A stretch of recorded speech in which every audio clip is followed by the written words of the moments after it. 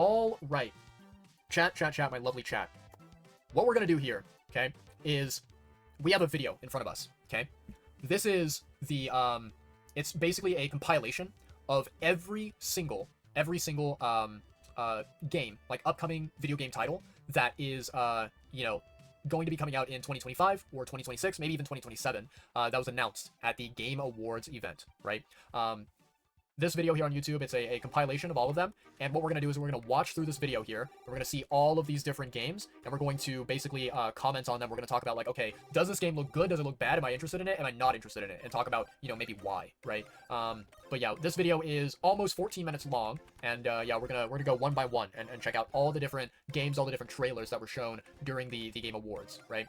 All right, let's do this, shall we? I do want to give you guys a heads up and notify you guys. So this video, I currently have it muted, and the reason why is because this video is basically full of like random what's it called? It's full of random like background music that I don't even know if this background music is DMCA free. Like, I don't know if it's safe from being copyrighted or being DMCA claimed, so I don't want to risk it. I don't want to get like a copyright strike or anything like that. So I'm going to mute the video, and I'm going to play it, and the background music that you hear currently right now, that's going to be the background music that we have, you know, watching these trailers and you know, checking out the gameplay footage, or at least the cinematic footage, right? So yeah, let's start, shall we?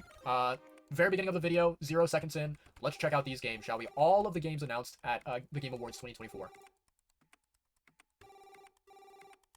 Alright, so the first game here, I think it's very easy to see this, but this game right here on the screen is The Witcher 4. It is the fourth Witcher game in the franchise, right? This game right here, it basically got a lot of attention, I think, on social media, a lot of attention online. It is a cat game that apparently is created by AI, or at least the cat models here are AI generated, right? I think what we'll do, chat, is let me go back to The Witcher.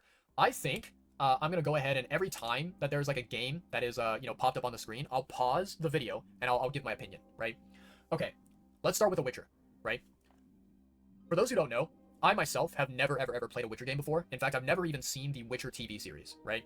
I think that the Witcher series is one that is pretty decently cool, right? It kind of gives me vibes of like Lord of the Rings and like Game of Thrones, right? Those types of old sort of medieval sort of English type stories, right? And I don't think that the Witcher franchise is bad by any means whatsoever.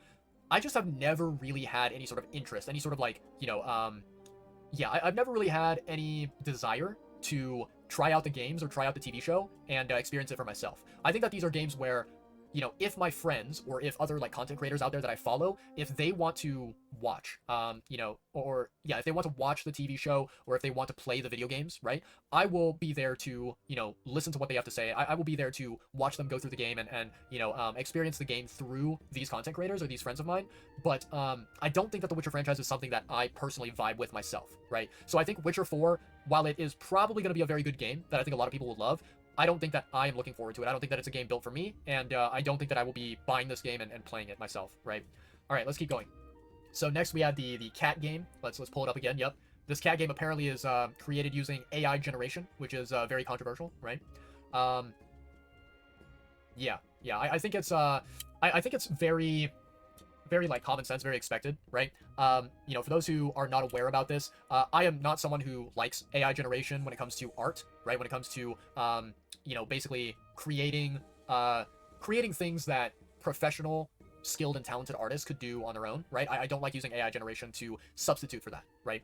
I will never play a game that is, you know, AI generated, and I will never like monetarily, financially support a game like that, right? Not to mention that, you know, let's say that hypothetically, in some other alternate universe, this game was not AI generated.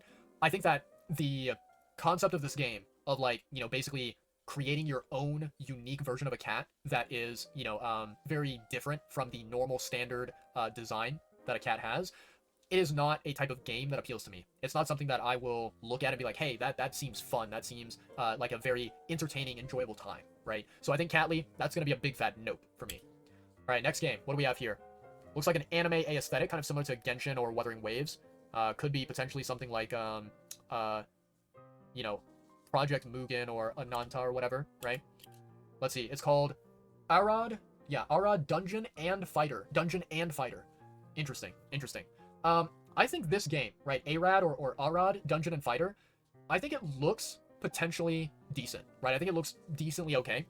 It looks like a game that maybe could be a little bit popular. You know, it could be something that pops off, and people out there may try it, and they may think to themselves, wow, this is actually quite fun, quite enjoyable, right? But I think that, you know, looking at yet another gacha game that has not even released at all, like it's only been announced and is not yet publicly available to play, right? I think it is way too early to say like, oh hell yeah, this game looks like it's going to be incredibly amazing. I am 100% on board with this without any hesitation or doubt whatsoever, right? So I think that, you know, ARAD or ARAD Dungeon and Fighter is a game where I'm willing to maybe give it a try, maybe check it out a little tiny bit and play it, assuming that it is a game that is not something that you have to purchase, not something that you have to buy, right? But if it turns out to be kind of just another generic, you know, anime gacha game, I will very likely drop it. I don't think that I will dive into it and I will get hooked on it, right? So yeah, this anime right here, or this anime game right here, Ara Dungeon and Fighter, it is leaning towards a no for me personally. Maybe there's a slight chance of a yes, but it's leaning towards no. All right, let's see here. Let me see. What did I just now do, chat? I think I did something. Oh, that's what I did. Okay, I didn't even realize that I did that. Okay, I need to click on the video here to continue playing it. All right, next game. What do we have here? The First Berserker Kazan. Interesting. So, you know, I will say this for those of you out there who, you know, are a little bit confused about this or a little bit, you know, curious about this. This video right here that we are going through, it is kind of like a compilation. It's a very quick recap of everything that was announced. And so not every single, you know, game that was announced at the Game Awards, like, not all of them are going to have these like full-length featured trailers that are being showcased for the game, mainly just because I think that this channel, IGN, who uploaded this video, they wanted to keep things very short and concise and very, very organized, right? So I think that, you know, if they had included every single, you know, full-length trailer for all of these games, I think this video would probably end up being like 1 hour long, or maybe an hour and a half or something like that.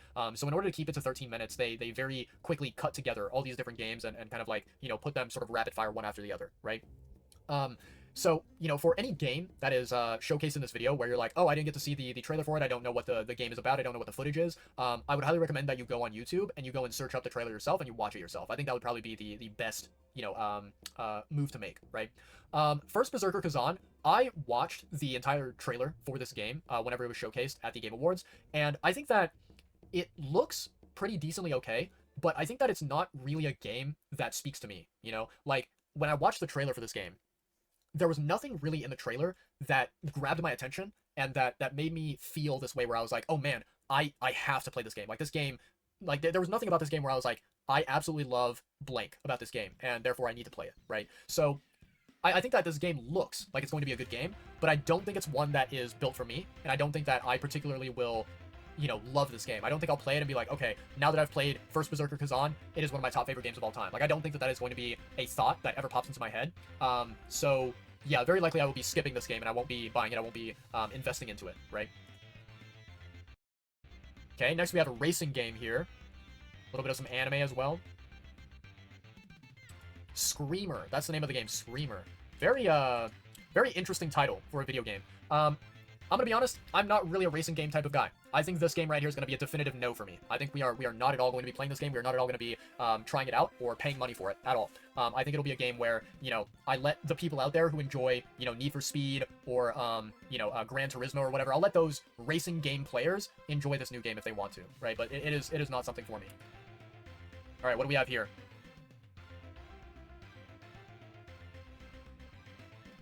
Okay, looks like a music game called Guitar, coming out in 2025.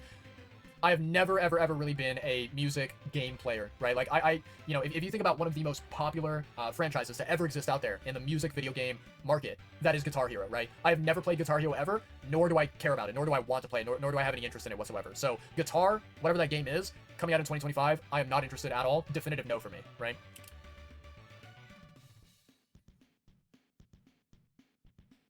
Okay, looks like we got like a sort of a sci-fi type vibe. War Mechanic. Interesting. Very, very interesting. I think this game is going to be a no for me as well. I think this is not a game that I'm looking forward to. I've never really been someone that cares that much about, like, you know, sort of a, like, yeah, I've never really been a big fan of, like, a sort of sci-fi or futuristic or dystopian type video game enjoyer, right? That type of story setting, to me, is not something that, you know, really excites me, right? It's not something that really speaks to me as a video game enjoyer, right? So I think that these types of games like War Mechanic, yeah, it's gonna be a no for me. It's gonna be a pass. I will let other people enjoy these games, and maybe I'll watch other people play it, but I won't play it myself, right? Okay, looks like we've got potentially looks like a zombie game, maybe a survival game. Dying Light, the Beast. Yep. So this is gonna be a definitive no for me. Definitive no. For those of you out there who are not aware about this, if you've never heard me talk about this, I actually do not enjoy video games that I don't really enjoy video games, or I would say even like, you know, movies or TV shows, right? Or even anime, right? I don't enjoy media or stories that revolve around zombies and survival, right? Anything that involves like, oh, a plague has wiped out humanity, and the only thing that remains are decrepit zombies, and you know, you have to fight for your life, and you have to, you know, basically scrounge around for food and find weapons, and you know, beat up or kill zombies to stay alive. That type of setting, that type of vibe has never been something that I care about. It's not interesting to me. It's not fun to me. There's nothing, you know, nothing positive about those types of stories that I connect with, right? So, Dying Light the Beast is a definitive no for me. All right, what do we have next? Interesting. Okay. So this game right here, so Losta 2. I think one of the things that I heard whenever this game was being presented, I remember I think I was watching Premiere 2 on Twitch. I believe that this game was kind of compared to Baldur's Gate in a little bit, where like the type of gameplay that you see in Solasta 2, it resembles something that you would see in like, you know, Baldur's Gate 3 or something like that. And I've never really been a big fan of that type of gameplay, right? Like, let me see if I can go back here. Where is it? Yeah, okay. So you see like this particular screen, right? This particular type of video game gameplay, right? Where you have like these characters, and it looks like what they're doing is they're taking turns, you know, throwing weapons or throwing abilities at one another, and dealing damage and whatever, right? Like this type of video game schematic has never been something that I've been interested in, never been something that I cared about. I don't really find this to be fun. I don't find it to be enjoyable. I kind of just look at this and I think, man, this looks kind of boring. I think I'd rather be playing a different video game altogether, right? So yeah, I think that this game is a definitive no for me, right? Yeah, I don't think this is a game built for me. So Losta 2, that's a definitive no. Okay, looks like we've got a football game, good old soccer, American soccer, if you want to call it that game. I have never, ever been a sports, you know, video game enjoyer. Don't really care about it at all. I think in my life, there has only ever been one sports video game that I played, and I was like, oh, this is a little tiny bit fun, right? And I'm pretty sure the game that I played, it was like some sort of a basketball game, right? And I kind of sort of just a tiny bit enjoyed it, but it was not a game where I was like, I want to play this game every day for, you know, several months or whatever, right? It was not a game where I was like, I want to continuously come back to it, right? Sports games are just not interesting to me. They don't, you know, they don't feel fun. They don't feel entertaining. They just feel kind of boring to me. So this is a definitive no as well, okay? What do we have next? Okay, looks like okay, interesting. Looks like a first-person shooter game. Killing Floor 3. Okay, so this is a third installment. This is a sequel game to a franchise. I don't think I really vibe with this game. Not really. I think that, you know, the idea... So, this type of game, it gives me that same sort of feeling as video games that involve zombies, right? Where the entire goal of the video game is to survive as long as possible and kill zombies and you know, basically just try to survive and try to live and try to gather resources and all that stuff, right? This kind of gives me the same type of vibe where it seems like you are working potentially with a team of characters, right? A team of different players potentially, and your goal is to, like, you know, wipe out the aliens and survive, right? Not get killed by the aliens that are invading or whatever. It just seems very, very boring, very basic. Like, we have seen this type of game probably thousands, or at the very least hundreds of times during like the past 5 or 10 years of video games being released, right? It's not something new, it's not something super unique and creative, so this is very likely going to be a definitive no for me, right? Okay. I remember this game. Yeah, I remember this game. The concept of it is actually quite interesting. I think it doesn't look too terrible. So for those of you who don't really know what you're looking at, let me give you a little bit of an explanation here. This game, it's called Split Fiction.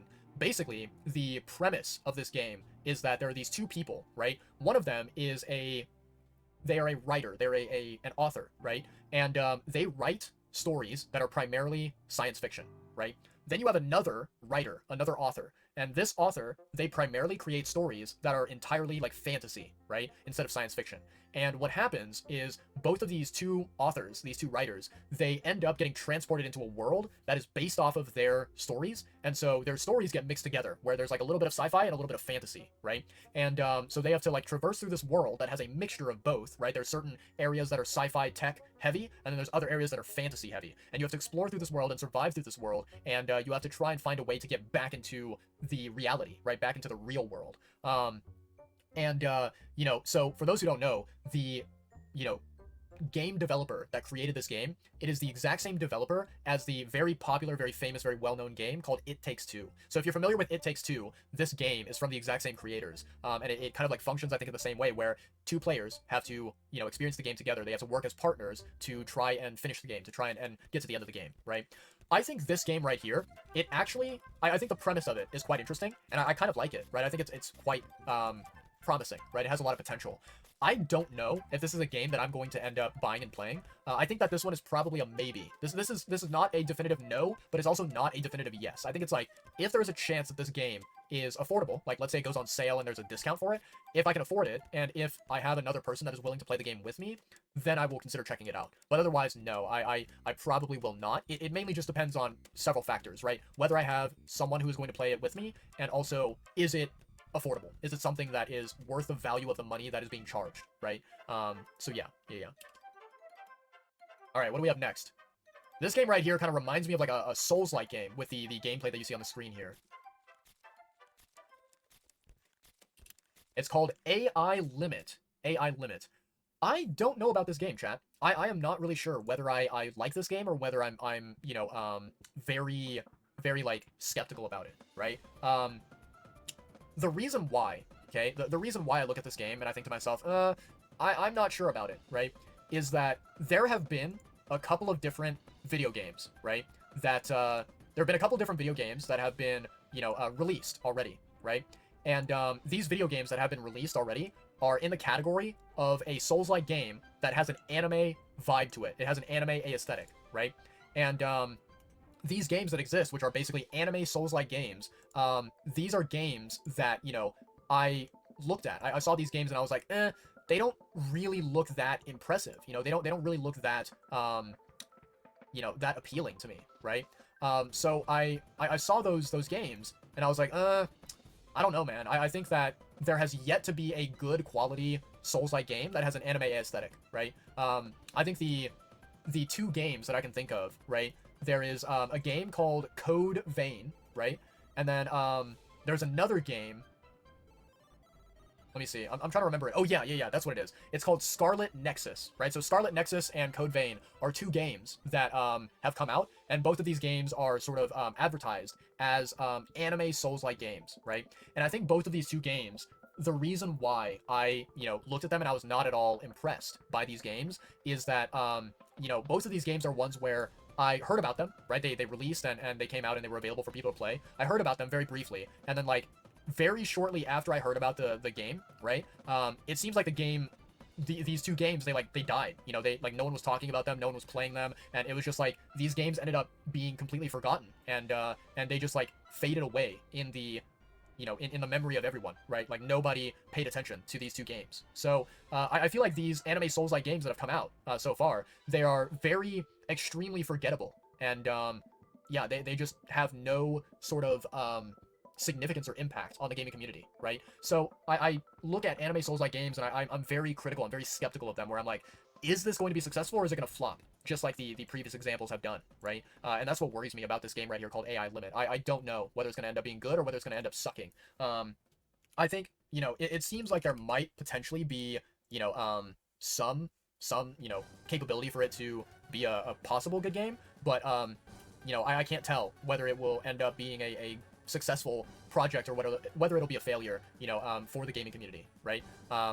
So yeah, I think AI Limit, it's going to be a maybe for me right now. It's not going to be a definitive no, but it's also not at all a definitive yes, right? We will have to basically just wait and see what happens, right? All right, let's keep going. Okay, we've got what looks to be like a PvP type shooter game. Okay. Splitgate 2. Okay, yeah, so like a PvP type shooter game. I see. Um, Very likely this is going to be a definitive no for me, chat. I am not someone who really enjoys PvP type games. I don't love games where you load into the game and you get put onto a team and then, like, you know, you have to basically compete against a different team, right, an opposing team, and all of the people that you are, you know, basically fighting against, or that you are, you know, challenging, they are complete total strangers, right? You don't know who they are. They're just random people online in this PvP game server, right? I've never really been a big fan of that type of gameplay, which is why I don't play things like, you know, Valorant. I don't play things like Overwatch, right? Or Counter-Strike, or Apex Legends, or whatever. I don't really enjoy those types of games, right? So Splitgate 2, this is going to be a definitive no for me. Definitive no, without a doubt. All right, let's keep going. Let's keep going, shall we, chat?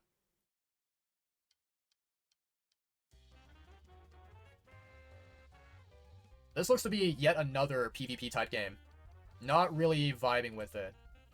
This is called Frag Punk. Frag Punk. So it's like, yeah, it's kind of like, I'm assuming frag is like a grenade, like a frag grenade, right? And then punk is like maybe steampunk or something like that, right? Interesting. Yeah. This one also gives me similar vibes to something like Splitgate 2, so I think this is going to be a definitive no for me as well. Definitive no. Alright, let's keep going, chat. Okay, we've got like an anime aesthetic game. Okay, okay. Seems like it's something space-related, as well as robots and maybe aliens as well. Citizen Sleeper 2, Starward Vector. Yeah, I think this is going to be a definitive no for me, chat. I do like the anime aesthetic that it has, but another thing that you guys out there may not know about me, I am not really a big fan of like games that have a focus on space and space exploration. I feel like, you know, for me personally, the subject of space is something that I find to be quite extremely boring. I find it to be just not at all interesting whatsoever. And I think one of the big reasons why this is the case is that, you know, in my opinion, when you take a look at Hollywood movies that exist or TV shows that exist, anything that is space related, a lot of the time it is garbage, right? A lot of the time it is not interesting at all, and it's not enjoyable at all. If you think about, like, you know, movies and TV shows that are space related, you know, they are like set in space or whatever, a lot of the time when it's a good quality movie or TV show, right? You can think of some very famous popular ones like Star Wars or Star Trek, or you know, any other like popular franchise that everybody loves and adores, right? When you think of these movies and TV shows, they are not really related to space exploration. They're more related to like drama, or politics, or maybe they have some kind of like, you know, maybe some like type of superhero related story, right? I think that any, you know, story out there that specifically hyper focuses on space exploration is something that I find to be extremely boring and lame and not at all interesting, right? So yeah, even with the very nice anime aesthetic that Citizen Sleeper 2 seems to have, it is going to be a definitive no for me. Yeah. All right, let's keep going. Okay, I'm assuming this honestly looks like it has to be Pal World. I kind of recognize this you know, atmosphere, this layout, and I'm pretty sure this is Pal World. Yeah, Pal World Faybreak. So for those out there who don't know, I have never played Pal World before. I never bought the game. I never played it. I have always been interested in getting this game and playing it, especially with friends. But here's the big problem. There's actually two reasons why I haven't. Okay. Reason number one is because, unfortunately, Pal World, you know, since it is kind of a newer game, you know, there has not been a good discount or a good promotional sale on the price of Pal World, where I look at the price and I'm like, okay, that is a good affordable price that I'm willing to pay for this game, right? So that's reason number one. Okay. Reason number two is that I don't know if you guys heard about this news, but I read online that there was like this breaking news story saying that Pal World has apparently they have removed the ability in game to summon your pals in Pal World with spheres, right? And if you guys don't know, this entire like change that they made with their game, the reason why they made that change is because they were getting pressure from Nintendo, and Nintendo was saying that they had done some kind of patent infringement because they are using the concept of, you know, basically catching these creatures inside spheres and then, you know, using these spheres to summon creatures. That is some sort of a patented mechanic that Nintendo has for their games, which I think is really ridiculously dumb and idiotic. But I believe that I saw news saying that Pal World has officially removed that mechanic from their games in order to basically obey the like the demands of Nintendo, right? Which I think that's very sad. I think that's very, very disappointing. So with that recent news about Pal World changing one of its core game mechanics, I am less interested. I'm less motivated to buy the game and play it now, if I'm going to be completely honest. So yeah. But in any case, it's nice that Pal World is still putting out content. I'm glad for Pal World and glad for the players that do play the game and enjoy the game. But I don't think it'll be one that I personally, you know, go out of my way to check out, right?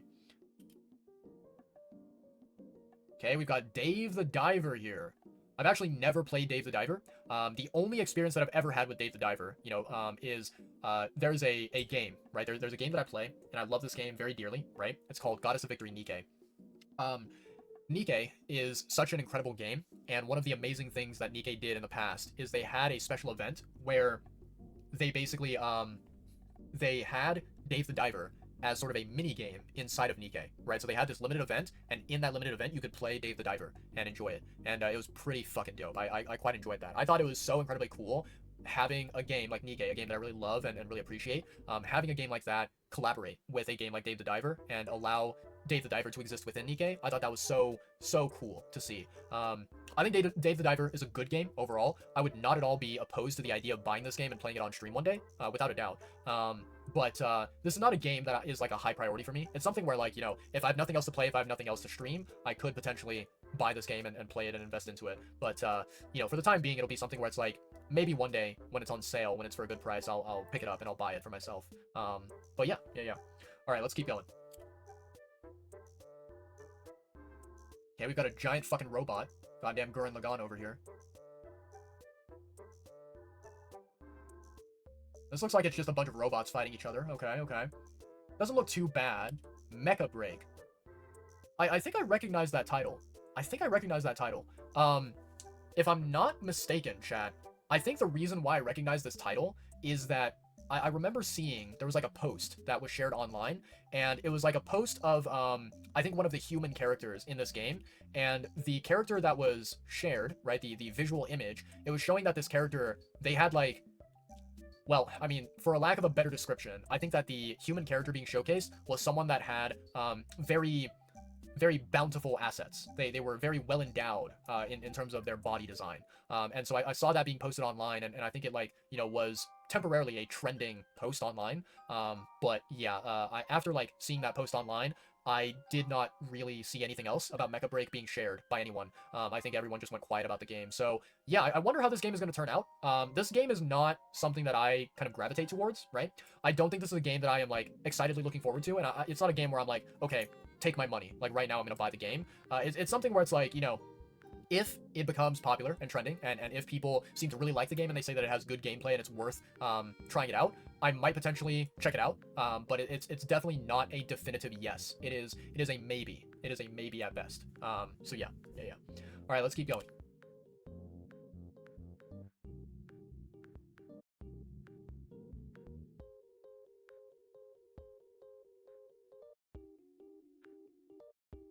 Wuthering Waves, my beloved. Wuthering Waves, my beloved.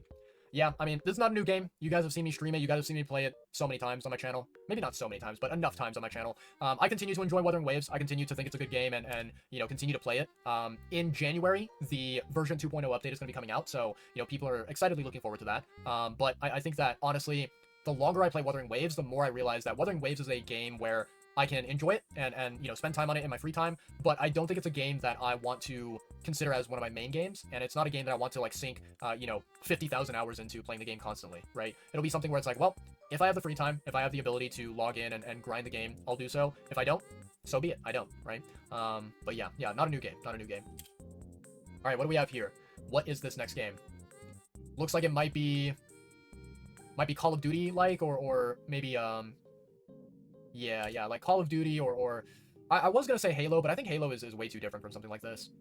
Seems like just basically the way I would describe it is a very generic first-person shooter, you know, action game, kind of similar to Call of Duty. It's called Den of Wolves. I'm gonna say definitive no on this one, chat. I'm gonna say definitive no. not a game that really vibes with me. Not a game that I look at it and I'm like, oh my god, this looks so exciting, and I can't wait to play something like this. I think that Den of Wolves, it looks a little bit too generic to me. It looks a little bit too meh, too just boring and bland and kind of just copy and paste in my opinion. So yeah, I don't think that it's going to be a game that I check out at all, right? Anyways, let's keep going, shall we? Let's keep taking a look here.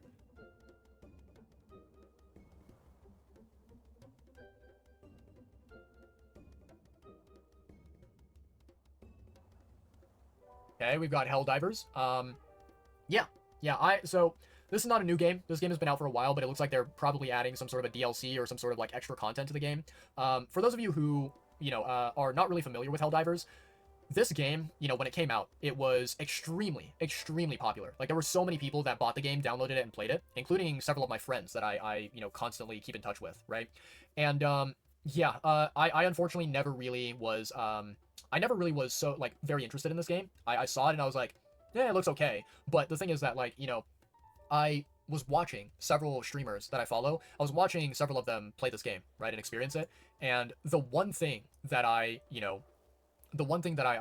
thought whenever I saw gameplay from these streamers is basically I thought to myself, wow, this gameplay, it looks incredibly repetitive. It looks like, basically you are spawning into, a particular area, a particular location on a planet, and then your entire goal is to fight back against the aliens and the, zombies and whatever, and, you have to protect your squad, you have to protect the area that you are in, and you have to, basically go in, and I think you have to like grab some sort of resources or whatever, and then you have to like extract yourself from the area or whatever, and then you in the process you wipe out all of these enemies, all of these aliens and these zombies and whatever. The gameplay of Helldivers looked extremely repetitive, and there did not seem to be a lot of variation, and I was not very impressed with it at all. I was not really someone that watched the gameplay and was like, oh hell yeah, I think that would interest me, so I never bought the game, never downloaded it, never played it. I don't think I will ever do so, just because it's not really my type of game. And then another reason why I don't really enjoy Helldivers, for those of you who don't know,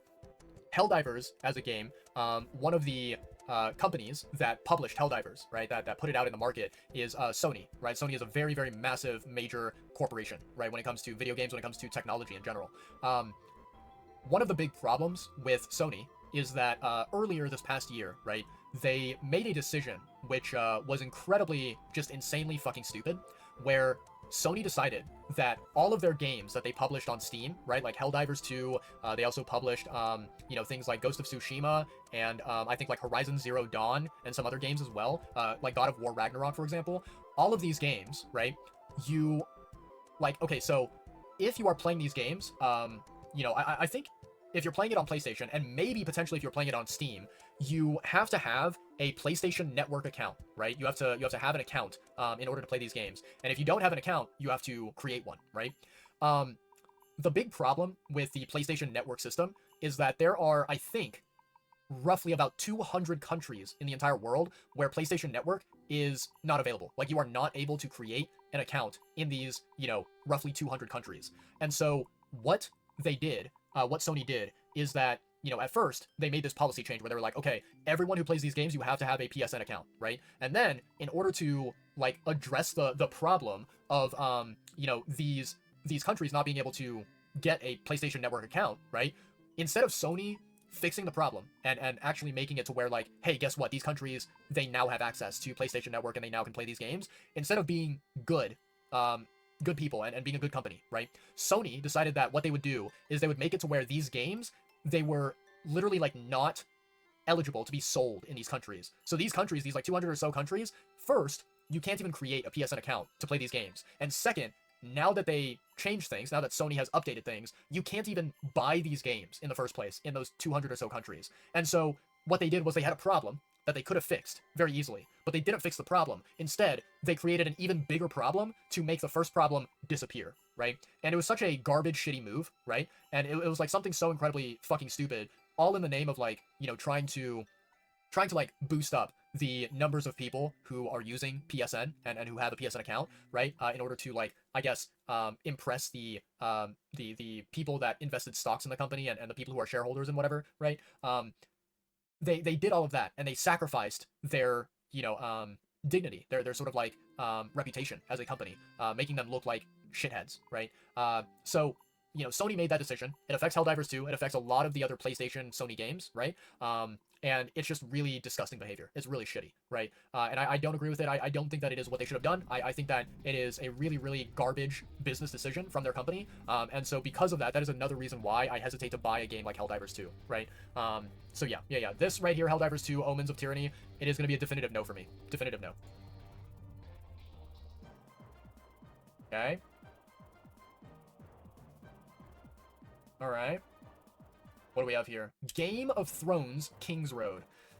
Okay, interesting. You know, chat, I actually don't think that I have...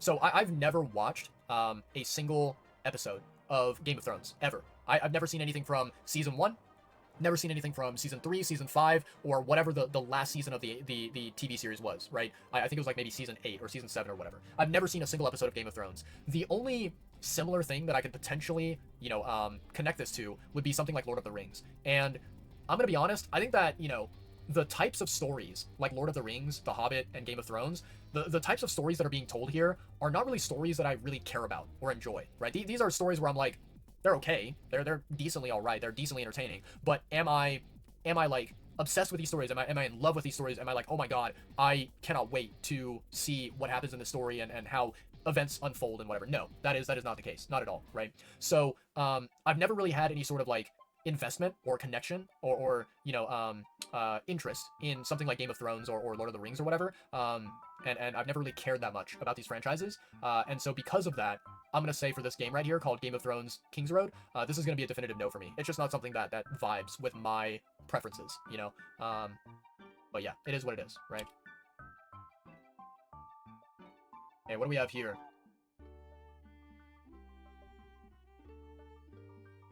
Okay. I'm getting very, very serious Metroidvania vibes from that game. Shadow Labyrinth. That's what it's called. Shadow Labyrinth. Coming 2025. I actually, chat, I think this was yesterday or maybe it was earlier today. I went on Steam and I found this game and I wishlisted it. This game, I think to me, this is a definitive yes, right? Now, I do want to like clarify and just like explain that this game, Shadow Labyrinth, I think it is a game where I absolutely want to play it. I'm very interested in it, but it is not a game where it's like, I'm going to purchase it immediately whenever it, you know, releases, right? I think this is a game where I will wait for a discount. I will wait for a promotional sale on the game, wait for the price to drop a little bit, and then I will, you know, consider buying it and consider adding it to my Steam library collection, right? You know, ever since I experienced games like Hollow Knight and Dead Cells and Hades, I really, really, really enjoy Metroidvania games, and the sort of like vibe, the sort of environment, the atmosphere, the aesthetic that these, you know, Metroidvania games have, I really am fascinated by it. I really feel like when I play these games, they are quite fun, they're quite enjoyable, you know, for me personally. So I think, yeah, out of all of these games that have been shown so far, you know, 6 minutes into this video, Shadow Labyrinth I think is the very first one that is a definitive yes for me. I'm looking forward to this game. I actually, you know, have it on my wish list, and I can't wait to see how it turns out whenever it releases, right? Alright, what do we have here? Stage Fright. Okay. Interesting. So, Stage Fright, I think, was this game right here, and it's like its own, like, exclusive title. Stage Fright. Yeah, that's what it's called. Okay. You know what this game reminds me of, chat? This game reminds me a little tiny bit of a game called Little Nightmares, right? And it also reminds me of something kind of sort of like It Takes Two. These are games that I don't really like. Okay, the way I would describe these are games that are not really my cup of tea, and I don't think that I would play these games myself, but I think these are games where if a content creator that I follow and that I really enjoy, if they were to play this game, I would happily watch other streamers play this game or other content creators or whatever. But for myself personally, I don't think that I would spend money on this game, and I don't think that I would, you know, play it for myself, you know, on my own time, right? I think that this is going to be a game where I get to experience it sort of vicariously through others, right? Yeah, honestly, like, not a lot of the gameplay footage or not a lot of the cinematic trailer or whatever was shown in this particular video right here, so I can't really go into specifics and really analyze it, but based off of the couple of seconds of footage that we are shown, it does not really seem like a capybara, you know, type game, a game for me, right? But that's fine. It is what it is, right, chat? All right, let's keep going, shall we? So that was Stage Fright. This game right here, I believe, is a completely different game. Looks to be sort of like a home design, interior design type game. involving a lot of like home activities, and it's called Tales of the Shire, a Lord of the Rings game. Oof. You know, I mentioned this earlier in this live stream, but, you know, again, I'll say it. Lord of the Rings is not really something that I vibe with. It's not really something where I'm like, oh, hell yeah. I consider it to be one of my absolute favorite, you know, stories to ever exist out there. I think Lord of the Rings is okay. I think it's decent, but it's not super special to me, right? If I had to be 100%, you know, honest, brutally honest about this game, I have to say that to me personally, this game looks extremely ugly, and I don't like the design of it. I don't like the visuals of it. I think that, you know, the characters in this game, the way that they are designed, the way that they appear, they just look so incredibly bad in terms of the models. And I think that the graphics are not really very impressive. So yeah, this right here is going to be a definitive no for me, right? Kind of similar to the game before, Stage Fright. Stage Fright is a game where I will watch other streamers play it, but I won't play it myself, so Stage Fright is a definitive no for me. I think that Tales of the Shire is a game where, you know, it's a definitive no, but also, simultaneously, I don't think that I would ever watch a streamer who's playing this game, and I hope and I pray that none of the streamers that I follow, that I really love watching, I hope that none of them play this game as well, because I feel like it would be not a fun experience as a viewer, either. But yeah, let's keep going, shall we?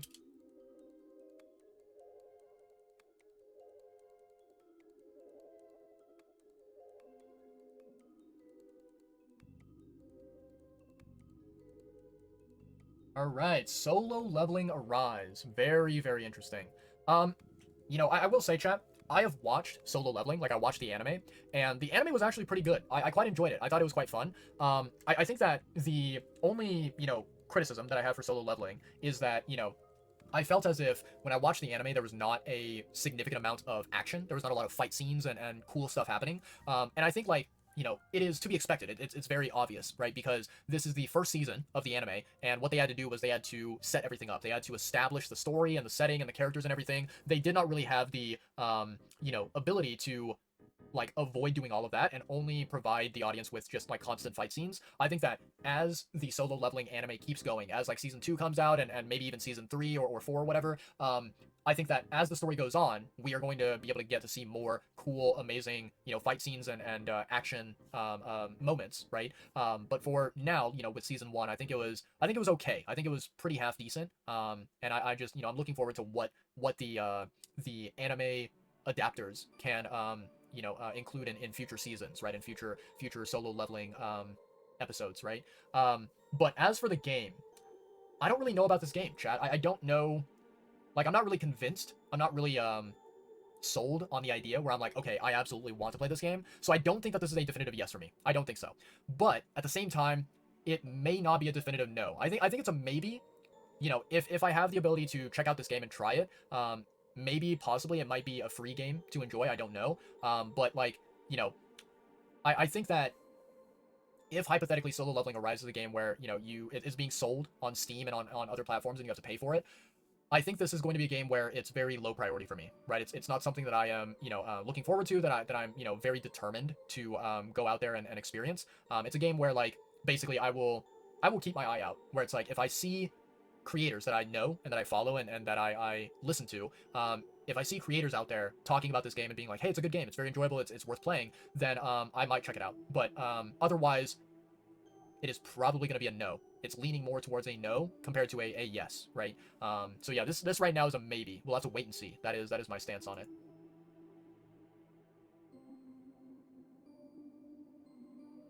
Okay, we've got a badass in a cowboy hat. Virtua Fighter is back. So I'm gonna be honest, chat. You know, when the Game Awards was happening, I was watching Premier 2, my #1 favorite Twitch streamer, and when he saw this trailer, you know, in the Game Awards, Premier 2 freaked out. He was like, "Oh my god, this is so incredibly, you know, big news. It's so exciting, right?" And I did not really understand why. I later would find out that apparently Virtua Fighter is a very, very, like, well-established, very old fighting game franchise, right? So you think of like Tekken, you think of Street Fighter, you think of Mortal Kombat, right? Virtua Fighter is basically an old school fighting game that you could go to like a local arcade in your city or in your state or in your country or whatever. You would go to an arcade and you would see Virtua Fighter available in different arcade machines, right? I had no idea this franchise even existed. I had never heard of it before, but Premiere 2, he was so incredibly shocked and excited whenever he saw this particular trailer during the Game Awards, right? As for me, I will fully readily admit that I am not the type of person that really enjoys fighting games. They're not really my style. I've never really enjoyed them and had fun with them. In fact, you know, I can tell you a little bit of a very, very interesting little fun fact, right? Um, in my entire life, I think there have been only 2 fighting games that I've played, and both of these fighting games that I played were games that like I played on mobile, right? I played these games on mobile long ago, right? In fact, I guess you could technically say it's 3 games, but I'll explain, right? So when I was younger, when I was like a teenager, I remember like, you know, whenever I got a smartphone for the very first time, and I had the ability to basically do anything and everything I wanted to do on a smartphone. Like, you know, I could play games, like, you know, mobile games. I remember when I got a smartphone for the very first time that like it was a good high quality smartphone that had a good amount of like processing power and that could play these like, you know, more complex and more interesting mobile games, right? I actually played 3 games in my life that were categorized as fighting games, right? I played Injustice 2, I played Injustice 1, and I played Mortal Kombat, or I think it was like Mortal Kombat X if I'm not mistaken, right? And I played them all on my mobile phone. And you know, for those of you out there who are not aware of this, you know, you aren't like you're a little bit confused on how it works, like how do you play a fighting game on your phone? Basically, instead of, you know, playing a fighting game and then like, you know, you have like, let's say your mouse and keyboard, or you have a controller and you move the controller around or whatever, right? Instead of playing a fighting game in the traditional manner, when you play a fighting game on your phone, what you are basically doing is you are doing like a couple of different actions, right? So let's say, for example, you're playing a fighting game. If you take your finger on your phone and you swipe to the right, your character in the fighting game would do something. They would do an action. Maybe they would like dash forward, right? And they might like dash forward and try to do a punch attack, right? Then you could like swipe down, and if you swipe down, your character might crouch. They might, you know, bend low and try to avoid an attack, right? If you swipe up, your character might jump, right? And then like if you basically tap your phone screen, your character might do some attacks. They might do some punches, they might do some kicks, they might do, you know, like a karate chop or whatever, right? And then like same thing, like I think when I played these mobile fighting games, if you take 2 fingers and you put 2 fingers, you hold it down on the screen, your character would block. They would like basically put their hands up and block their face and you know, make sure to mitigate any incoming damage, right? So it was a very like weird, wacky, bizarre way of playing fighting games, and it was not at all normal. It was not at all like standard basic methods of playing a fighting game. But I enjoyed playing those games on my phone just because, you know, I felt like I could enjoy these games without really ever, you know, having to get into the insane complexities that is fighting games, right? Fighting games, when you're playing it with a controller, you're playing it with a mouse and keyboard, you're playing it with a fighting game pad, right? There's a lot of different inputs. There's a lot of different complex, sophisticated moves and actions that you can do in the fighting game, and you have to learn like, okay, here is the combo of how to do this action, and here is like the timing of when I need to do it, and you know, how I can basically combine the timing of this particular action with the next action, and how can I make it into a smooth, like flowing combat experience, right, in the game.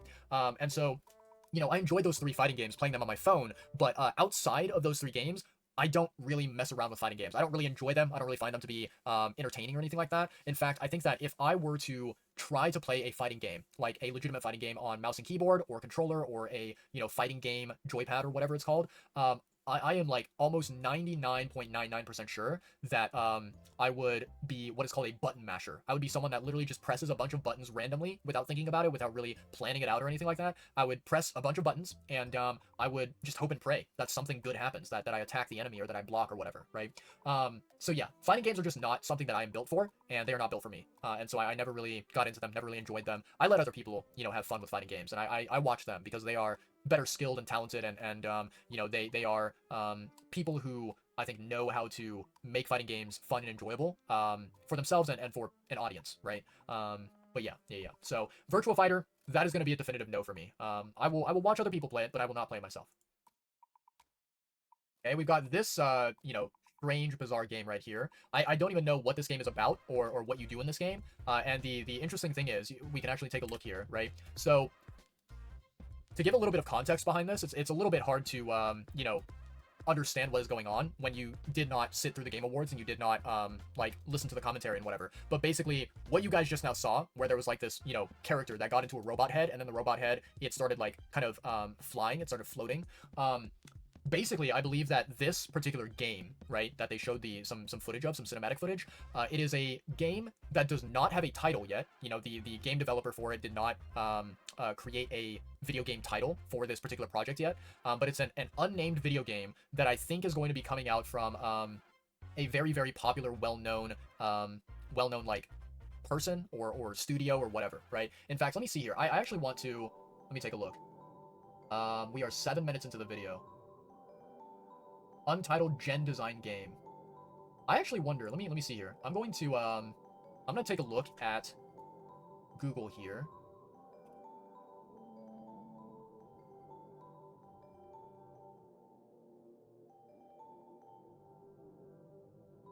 Okay. So, yeah, that's the guy's name. Let me see here. Yeah, this guy. So, basically, the game here, right, is made by this guy. It's a Japanese video game designer, and his name is Fumito Ueda, right? That's his name. And it says here, Ueda is the best known as the director and lead designer of Ico and Shadow of the Colossus, while leading Team Ico at Japan Studio and The Last Guardian through his own development company, Gen Design, right? So, Shadow of the Colossus is a very, very, popular, well-known video game that I think a lot of people really, really love and appreciate. And then, I honestly have no freaking clue at all what the hell Ico is or what the hell Team Ico is. I can probably look this up, but Ico seems to be... Okay, it says here, Ico is a 2001 action-adventure game developed and published by Sony Computer Entertainment for the PlayStation 2. Okay. Yeah. So, looks like Fumito Ueda, very, very prominent, well-known, famous game designer. He is the one who is working on that Untitled video game, right? The one right here, made by the Gen Design studio. He is, I think, kind of like the creative mind behind this video game. And I think like some people have given that Untitled video game, they gave it a nickname, which is like Project Robot or something like that. But yeah, my personal opinion, one, I feel like we have seen barely any footage of that Untitled video game, and I feel like it's so early in the sort of development process of that game that I don't think it's fair to really be like, oh, that is not a game that I'm going to play, or that is a game that I'm going to play, right? So I think that game is one where it's like, my response to it is simply just no comment, right? I can't really say anything about an Untitled video game that may come out next year or may come out, who knows, 4 or 5 years from now, right? But yeah, let's keep going, shall we? We should be about halfway through this video.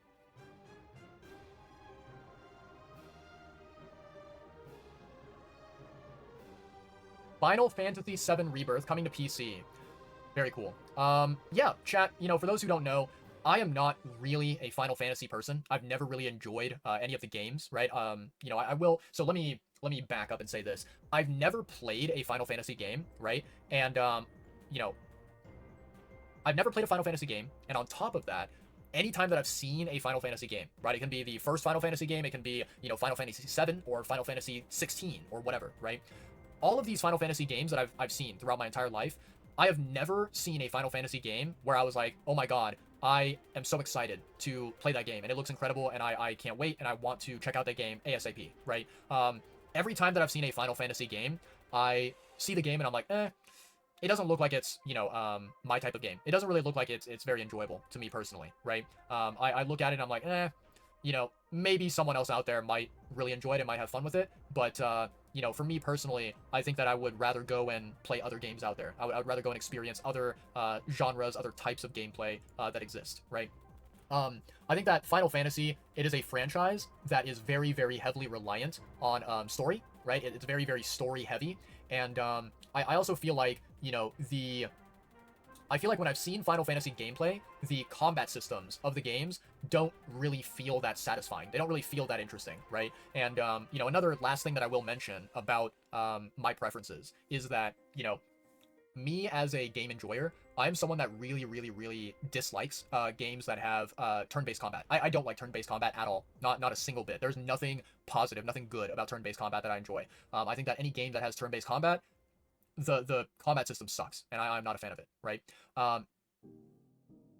For those who are not familiar with Final Fantasy, I think a lot of the Final Fantasy games, especially the earlier ones that came out, a long time ago, a lot of those Final Fantasy games do actually have quite a bit of turn-based combat, which is, one of the big reasons why I've never played them before, and I never want to, I never will, So yeah, but, Final Fantasy fans who really enjoy 7, who really enjoy Rebirth, if they are wanting to play the game on PC, I'm pretty sure that this announcement right here is perfect for them, and they are very, very excited, very hyped for this video game to come out on PC, right?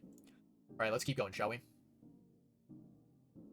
Okay, looks like kind of like a prehistoric FPS type game.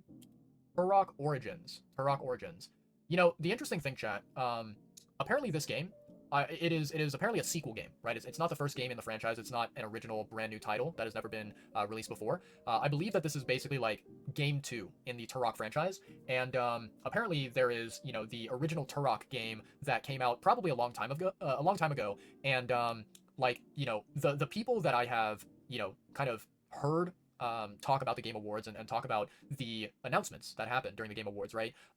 Like there were basically 2 different content creators that I follow who talked about this announcement right here, and both of them, they were like, wow, I did not expect Turok Origins to be a game that is announced, right? They were very, very like pleasantly surprised, very shocked that Turok Origins was a brand new game that is going to be coming out, right?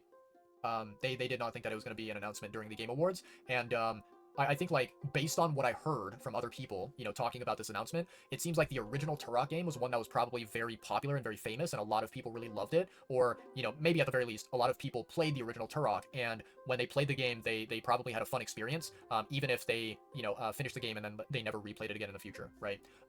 So yeah, it seems like this franchise is one that is, not new at all, has been around for a while, and it seems like the people who, played the original, they were not disappointed. They were not,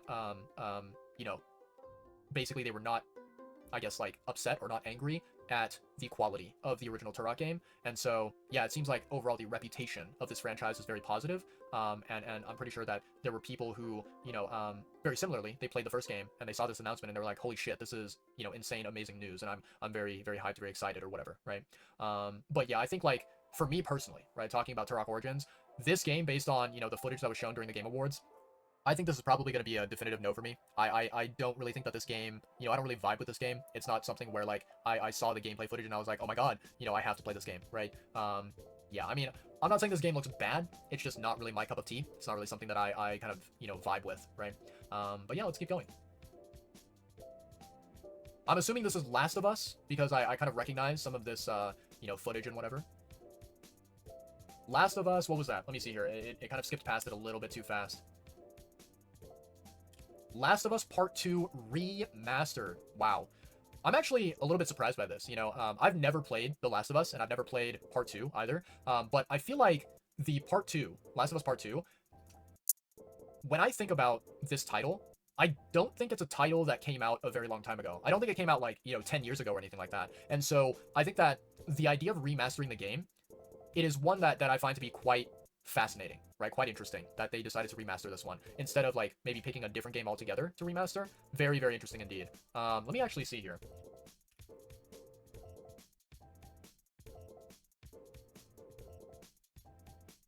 So this game came out in 2020. Wow. So basically 4 or 5 years ago. Yeah, about 4 or 5 years ago it came out. That is quite interesting. I would expect that, like, they maybe would have waited until, like, this game was, let's say, 7 or 8 years old minimum to remaster it. I wonder why they are, deciding to, commit to a remaster and kind of invest resources into doing this project and getting it, completed, right? Very, very interested why they decided to make that choice. But I'm sure that, the people out there who love this franchise, I'm sure that they are not unhappy, about this announcement, right? I personally have never played Last of Us, neither Part 1 nor Part 2, and, as I kind of mentioned during sort of like the beginning of this, segment where I was reviewing these different games, I am not really someone who enjoys the, premise, the story setting of, like, oh, we are, these humans who are trying to survive against, like, a zombie apocalypse or aliens or whatever, right? That sort of a story, setting, that sort of a story concept is something that I've seen way too many times in movies and TV shows and whatnot, and it's just, to me, I find it extremely boring and not at all entertaining, not at all interesting whatsoever. So to me, this right here is going to be a definitive no. I mean, whether you're talking about the remastered version or you're talking about just the, like, basic games themselves, right? Part 1 and Part 2. Yeah, it's gonna be a definitive no for me. All right, let's keep going. Okay, another first-person shooter type game, it looks like. Outer Worlds 2. Interesting. I've actually never played Outer Worlds, right? The first original game that came out. I never played it. I have heard that the Outer Worlds game is pretty decently fun, right? And I think that a lot of the people who saw this announcement about the second game coming out, they were very likely very happy and very, like, pleasantly surprised by this announcement. I don't know. I may potentially consider checking out this game or checking out, you know, the first one, you know, just to go in sequential order, right? But based off of the gameplay that was shown during the Game Awards, I don't really know if this is a game that, you know, is built for me, right? Or I don't know if this is something that is, like, my cup of tea, my preference, you know? I think it's a game where, like, you know, I would probably... Let's say that, you know, Outer Worlds is a game where, like, you can go through, like, this campaign story, and you can play through it, and you can experience the game from beginning to the end. I think it would be a game where I'd probably play through it, and after I finish the game, I'd be like, okay, cool, I'm done with the game, and then I uninstall it, and I move on to a different game, and I never replay Outer Worlds ever again, right? So, yeah, this game, I'm gonna probably say definitive no, but I will say for the time being, maybe leaning towards no. Maybe leaning towards no, rather than yes. I think that there's a low chance that I check out this game and I'm like, hell yeah, I'm so excited to play this game. I can't wait to buy it and download it and check it out, right? Yeah, I think it's either going to be a maybe or it's going to be a big fat no for Outer Worlds 2.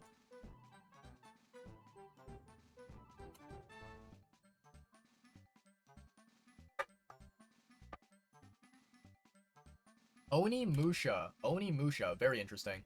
Yeah, I saw this trailer during the Game Awards, and it gave me a lot of vibes of, like, gave me, like, Souls-like vibes. It also gave me vibes of, like, what else? Like, you know, a tiny little bit of, like, Sekiro, but I think even more than Sekiro, I would probably say, it gave me vibes of, like, Neo 1 and Neo 2, right? I actually kind of like the vibe of this game. When I saw this trailer, I was like, oh, that looks kind of interesting. I am not at all, not at all bored of what the cinematic trailer showcased, right? It's very interesting. I had never, you know, before seeing this trailer for Onimusha Way of the Sword, I never before had heard of this franchise, but apparently this is, like, basically the second game that's coming out, you know, for the franchise. And I believe the first game, the first Onimusha game that exists, it is available on Steam. Like, you can you know, buy it and download it and play it, right?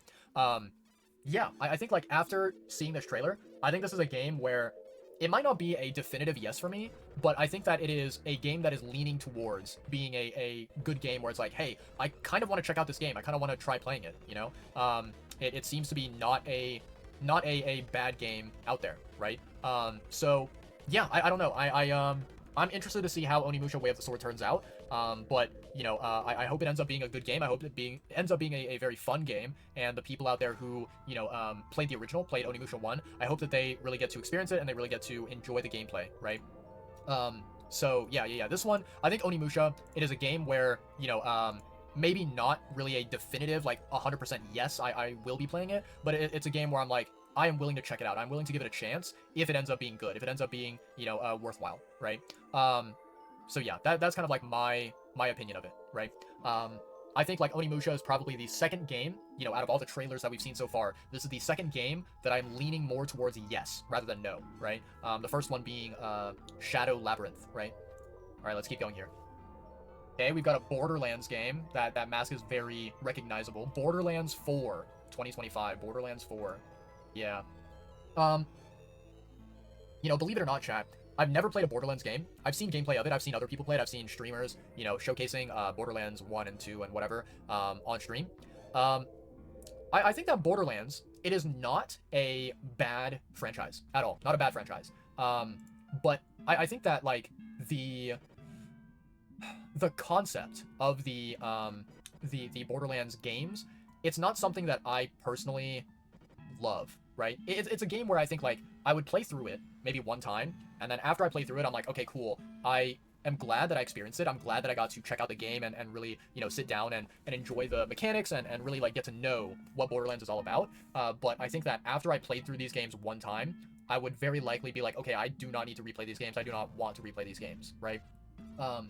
Yeah, I don't know. And I think, like, there is a chance that maybe Borderlands, as a franchise, maybe these games are better when you get to play them, you get to play them with like friends that also are interested in playing through like the campaign or playing through the whatever like co-op or multiplayer content that is available, right? So yeah, I think overall Borderlands 4 for me personally, very likely, I think it's gonna be a no for me. I don't think I'm gonna like, you know, whenever this drops on Steam or whatever, I don't think I'm gonna be like, okay, let me buy it immediately and check it out and play it right away. This is a game where I think I would rather just let other content creators, other streamers, and friends of mine play the game and experience it like through their playthrough, right, vicariously. So yeah. All right, what else do we have here? Sonic. Yes. Good old Shadow and Sonic. Sonic Racing Cross Worlds. Yeah, again, I said this before, I'll say it again. I've never really been a big enjoyer of racing games. Just hasn't really been my cup of tea. Not really, you know, someone that vibes with that sort of gameplay. I think racing games are not, you know, terrible. I think that they can be okay. They can be quite fun. But, yeah, no, generally speaking, I think that there are other different like genres that I appreciate a lot more out there, right? So yeah, I think Sonic Racing gonna be a definitive no for me. Not to mention that, like, I basically don't play any Sonic games at all, right? Not necessarily because I hate Sonic or because I specifically choose to avoid it. It's just that, like, you know, I feel like, yeah, I feel like Sonic games, when I was, like, younger, you know, when I was, like, a young teenager or a young boy, I think that maybe I would have fallen in love with Sonic games and it would have been like, oh my god, this is, you know, peak video gaming for me whenever I was like a young kid. But now that I've grown up, my preferences for video games have changed. And so, you know, even looking at things like, for example, Super Mario Brothers, right? Alongside Sonic and whatnot. I like those games. They're not bad. They can be fun, can be entertaining. But, you know, they're not games where it's like, I look at those games and I think to myself, man, those games are, you know, my top favorite of all time, and you know, there's no other games that are better than Sonic and Super Mario Brothers and whatever, right? That has never been a thought that has crossed my mind, and I feel like it never will be, right? So I think that like my era of when, you know, I would have appreciated Sonic and you know, Sonic type games, that's in the past. That's when I was a younger person. Nowadays, I think I am more interested and more excited about different genres out there instead, right? Okay, what is this game right here? Looks like yet another shooter type game. Maybe some aliens going on around here. Warframe 1999. This is going to be a definitive no for me. Definitive no. It's actually interesting. Warframe is a franchise that has been available, been existing in the world for a very, very long time, right? In fact, I think there is a fellow streamer, a fellow local content creator that, you know, I really respect and admire. I think he's a really cool, chill dude, and I can give him a shout out in the channel here. Let me see if I can type in his username properly. There we go. So good old Big Jim ID, right? He is a fantastic human being. I think that Big Jim ID is one of the content creators out there that I know, who plays like a lot of Warframe. Like he is a person that plays a lot of like Warframe. I think he plays like Destiny 2 and maybe possibly some other video games that are similar to Warframe, right? And so I know that Warframe as a franchise is like very it's still very prevalent. You know, it's still very very much enjoyed in this day and age. But yeah, no, I just never have been able to get interested in the Warframe type games. It's just not something that is built for me because I feel like the very like repetitive formula of Warframe type games is you load into a map, you know, you load into an area or whatever, and your objective is to basically fight enemies, and eventually there will be a boss enemy, and you have to like, you know, basically team up with a bunch of other Warframe players or you know, other teammates, right? And you have to work together to take down this boss enemy. And so it's kind of like doing like a multiplayer boss fight with a bunch of other random Warframe players or whatever, right? And you know, that type of, you know, gameplay sequence is something that you do repetitively in the game, right? So once you kill the boss on that map, right, and you win and you get like rewards, you get some loot for winning that battle, you basically just redo the exact same thing, right? It might be a different map, it might be a different boss, but you go through the exact same gameplay loop where you load into an area, there's a boss enemy that you have to fight against, and you work together with other players to take down that boss, right? There might be some smaller kind of like mob enemies that also spawn alongside the boss, and you have to take all of them out, right? That's kind of like the very standard typical formula for a game like Warframe.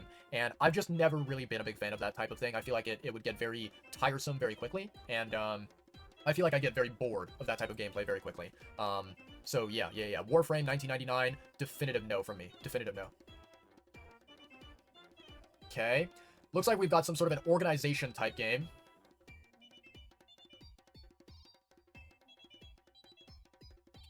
One move away. Yeah, chat, I have never, ever been a big fan of these types of games. The games where, like, you know, the entire purpose of it is to simulate a sort of real-life experience where it's like, oh, you know, today we are going to organize your bedroom, and we're going to, you know, put the furniture in a very pleasing and satisfying position, and we're going to pick the color of, like, you know, your curtains, and we're going to organize your desk area and make it nice and pretty, and you know, kind of customize it in the way that you want to, right? These types of games, you know, just like this one right here, One Move Away, are games that I feel like, you know, basically the type of people who play games like Animal Crossing, or, you know, to give a very, I think, very easy example that a lot of people out there might understand, right? Genshin Impact is a game that I play a lot of, right? And I think that a lot of people who watch my Twitch stream or watch my YouTube channel, they also might play Genshin as well, right?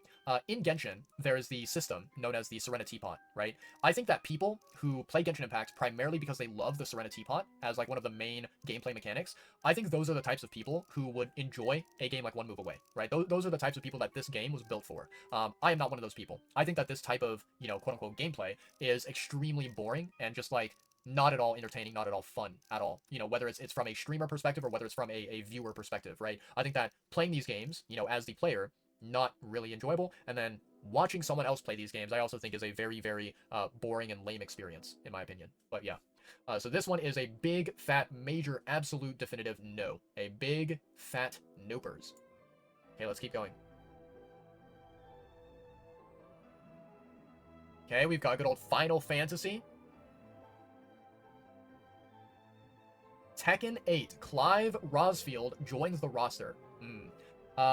Yeah, I mean, I've said this before, I'll say it again. Fighting games are not really my cup of tea. Don't enjoy them. Never really have, never really will. So this does not matter to me. This has no impact on me whatsoever. I don't really care about Clive Rosfield because I don't really care about Final Fantasy, and I also don't care about Tekken 8 because I don't care about fighting games. So, yeah, I mean, definitive no. This is just a skip. We just, you know, forget about it and move on. Let's keep going. Okay. This game right here, I know for a fact that it is Slay the Spire, just because I've seen other content creators play this game. And it looks like they are coming out with Slay the Spire 2, right? Being released in, I believe, 2025, right? Slay the Spire 2. It's actually kind of interesting, you know, because I remember, so when I played Dead Cells, right? Dead Cells was a game that I streamed on Twitch, and I quite enjoyed Dead Cells quite a bit. I remember that, like, a lot of people, when they talked about Dead Cells, they would also talk about a game like Slay the Spire, right?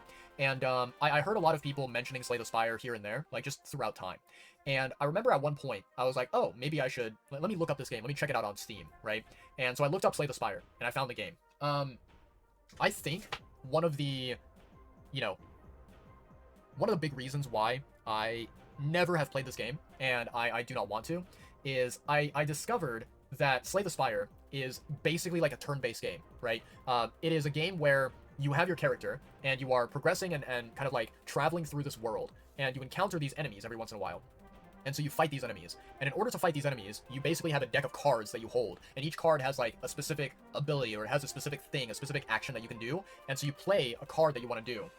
And, you know, let's say that, hypothetically speaking, you know, I don't really know anything about Slay the Spire, so what I'm about to say, it is just a very random, generic example that may not have anything to do with the game, but imagine that, like, there's a card in your, you know, deck, your hand that you're holding, and you play this card, and the card says something like, oh, during this, you know, attack that you do, you're going to deal lightning damage, and you're going to do plus 20 damage against the enemy, right? So you play that card, and you go and you attack the enemy, and you deal damage. And then after you do that, the enemy, now they get to take their turn, and they get to, like, you know, try to attack you, and they try to deal damage against you. And so the idea of Slay the Spire is to try and survive as long as possible, try to get through as many enemies as you possibly can, and progress through the map and get to the very last final area, right? As I mentioned, I am not a fan of turn-based games, especially the idea of making it a turn-based game where you also include a deck of cards, and you include some, like, you know, card gameplay in it, as if it's, like, you know, some kind of TCG, right? I don't really enjoy that type of game mechanism. So, unfortunately, with Slay the Spire 1 and Slay the Spire 2, that's going to be coming out in 2025, it's going to be a big, fat, definitive nope for me. I'm going to be skipping these games, and I'm not going to be playing them, not going to be buying them at all. So, yeah. Okay, what do we have here? Okay, okay. Thick as thieves. Thick as thieves. Interesting. So it seems like maybe this might be some sort of like a PvP type game. Maybe it's like something where you can play with your friends, and then you and your friends, right, you play as different thief characters, and maybe you all have to like go after this one treasure, and you have to figure out like which one of you, like out of you and your friends that are playing as these thieves, which one is the best thief, or something like that. I think the concept is not terrible, but I think this type of game, this type of gameplay, it is not something that really speaks to me. It's not something that really appeals to me, and that I look at it and I'm like, oh my god, this looks so incredibly fun and enjoyable, right? I look at it and I'm like, this game looks like I would enjoy watching other people play it, but I would not really care about playing it myself, right? So yeah, I'm leaning for this game, Thick as Thieves, I'm leaning more towards definitive no. That's my thought process on this game. Alright, let's keep going, shall we? So, Thick as Thieves, definitive no. Okay. Seems like we might have like a horror type game here. Reminds me a little bit of like Phasmophobia, maybe? Midnight Murder Club. Interesting. So, I think if I remember correctly, chat, you know, when the Game Awards was happening and when these trailers were being showed, I believe that, if I'm not mistaken, the way that this game works is that you have a group of people, right? And I think that one of the people in the group is designated as a murderer, right? They are like a villain, a bad guy. And the rest of the people in the multiplayer or co-op session, they have to basically figure out who that you know, designated murderer is, and then they have to like hunt them down. They have to like figure out where they are, where they're hiding, and how to kill them without first getting killed themselves, right?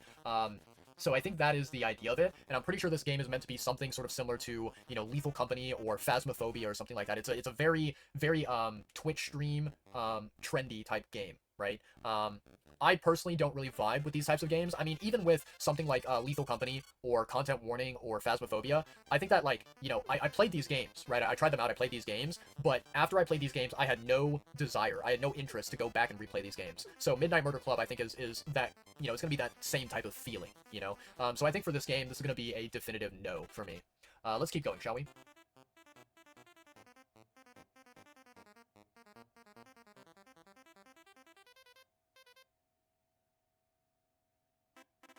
Ninja Gaiden Ragebound. You know, chat, it's quite interesting. It's very strange. I feel like, you know, there's a part of me where, as I grow older, I find that I look back at games that have this sort of like, you know, aesthetic. They have this sort of visual design to it, where it gives off this like retro vibe. You know, it looks very like old school, and it looks very like, you know, simplistic, where it has the pixel graphics, and it looks, you know, like it came out in either like the early 2000s or maybe the late 1990s or whatever, right? I look at these games and I think to myself, you know, these games look quite fun and entertaining, right? And I think one of the reasons why I feel this way is because I've played Metroidvania games. You know, I've played things like Dead Cells, like Hollow Knight, like Hades, right?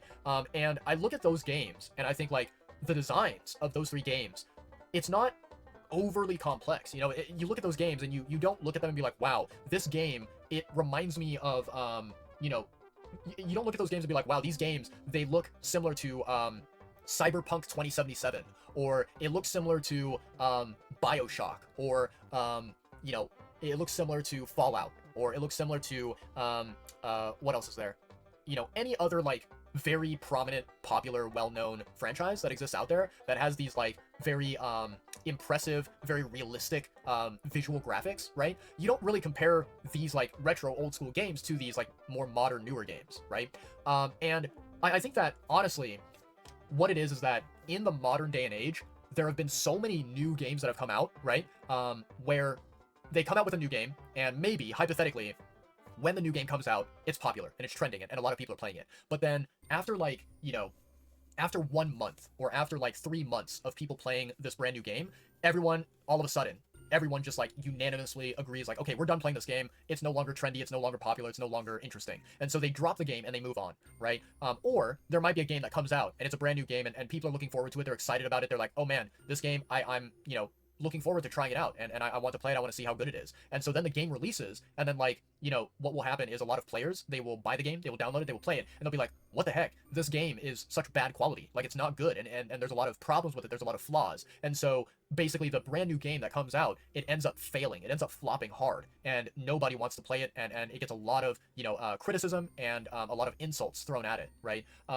So I think because of these, you know, failures for these brand new games that just come out, where it's like a lot of them, they come out and you know, the developers are like, oh, I hope that this game is successful, and then it turns out the answer is no, it's not successful, and it fails, and people hate it, right? I think because we've had so many of these like failures happen in the modern day and age, I think I've looked back at these like retro style games and I'm like, man, these games, they're so reliable, they're so trustworthy. You know that if it is a retro style game from especially a franchise that has existed for, you know, 10 years, 15 years, 20 years, you know, 40 years or whatever, right? When you know that this is like an old school classic game, a retro game, you're like, okay, I can trust the quality of the game, even if it does not look hyper realistic and it doesn't have the like, you know, Unreal Engine 5 4K resolution graphics and whatever. You know that it's going to be a good experience, right? And so I look at this game, Ninja Gaiden Ragebound, and I feel that way. And so this is a game where, you know, very similar to Onimusha, very similar to Shadow Labyrinth, right? This is a game where I look at it and I'm like, you know what? I think I'm going to play this game. I think I like this game. I'm, you know, possibly going to buy this game when it comes out and potentially, you know, either play it offline or stream it on Twitch. And I think I'm going to probably have a fun time with it. I think I'm going to really enjoy it because it looks to be a very, very, you know, memorable experience, right?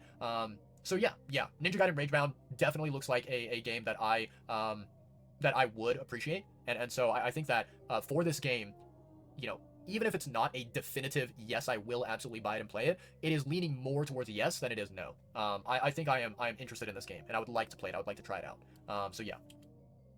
All right, let's see here. What is this game here? Kind of looks a little bit like Terraria, maybe. Maybe it's like Terraria with possibly a little bit of like Minecraft or something. It's called Kiora. Interesting, very interesting. You know, games like this, you know, games like Terraria, games like Minecraft, games like what else is there? There's like Noita as well. I've never really loved those games. I've never really like been obsessed with those games where it's like, you know, I have to play it. But I feel like I watch other people play these games and I'm like, man, they seem to be really enjoying the gameplay experience. Maybe I should play it myself, you know? And so for those who don't know, in my Steam library, I have Terraria, and I also have another game called Noita, which is one that I've seen a lot of gameplay for. And both of these games, you know, they're games that I'm interested in playing, and I'm interested in trying them out. But I think the big problem is that, you know, these games that come out, basically, when you take a look at the gameplay of these games and what they offer, it feels like these games are extremely massive. And it feels like there's so much in these games that you can do, and it feels, you know, potentially overwhelming. And so, you know, I look at these games like Terraria and Noita, and I'm like, man, I would like to play these games. I would like to, you know, learn these games and get accustomed to it and sort of like improve and get better at these games, but I don't know if I have the time, if I have the energy, if I have the motivation to invest into it right now, you know?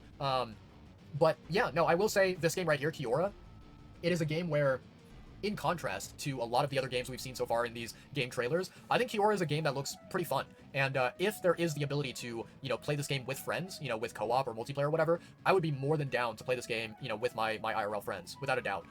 This game looks pretty decently fun, and I think it would be an enjoyable experience if I get the chance to buy it and download it and try it, you know.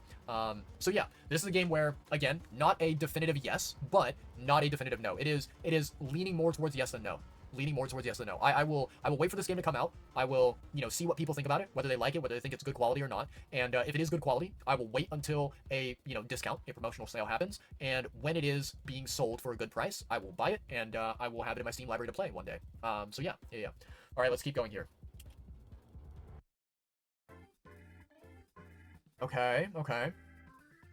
Seems like we have a Black Frost, The Long Dark 2. So it seems like this game, it might be a sort of video game where, like, maybe you play as a character and you have like a team of you know, NPC characters that you play with or something, and maybe what you guys do is you go around like this abandoned city or this abandoned town or whatever, and you kind of like explore and go into different buildings and different areas, and you try to figure out like, okay, what happened here, what are the mysteries, what are the interesting things that have occurred in this place, right? And so you kind of like walk around and discover the history of this place, right? And unravel any sort of like unknown, I guess, details that you need in order to figure out, okay, what happened here, why did it happen, how did it happen, that sort of a thing, right? When did it happen, right? Those types of, like, I don't know, kind of maybe like a detective type game, but not really like, you know, not really Sherlock Holmes. It's more like just, you know, walking around, observing and analyzing and just like, you know, seeing what the surrounding area is like, right? Yeah, very, very interesting. I don't know about this game, Black Frost: The Long Dark 2.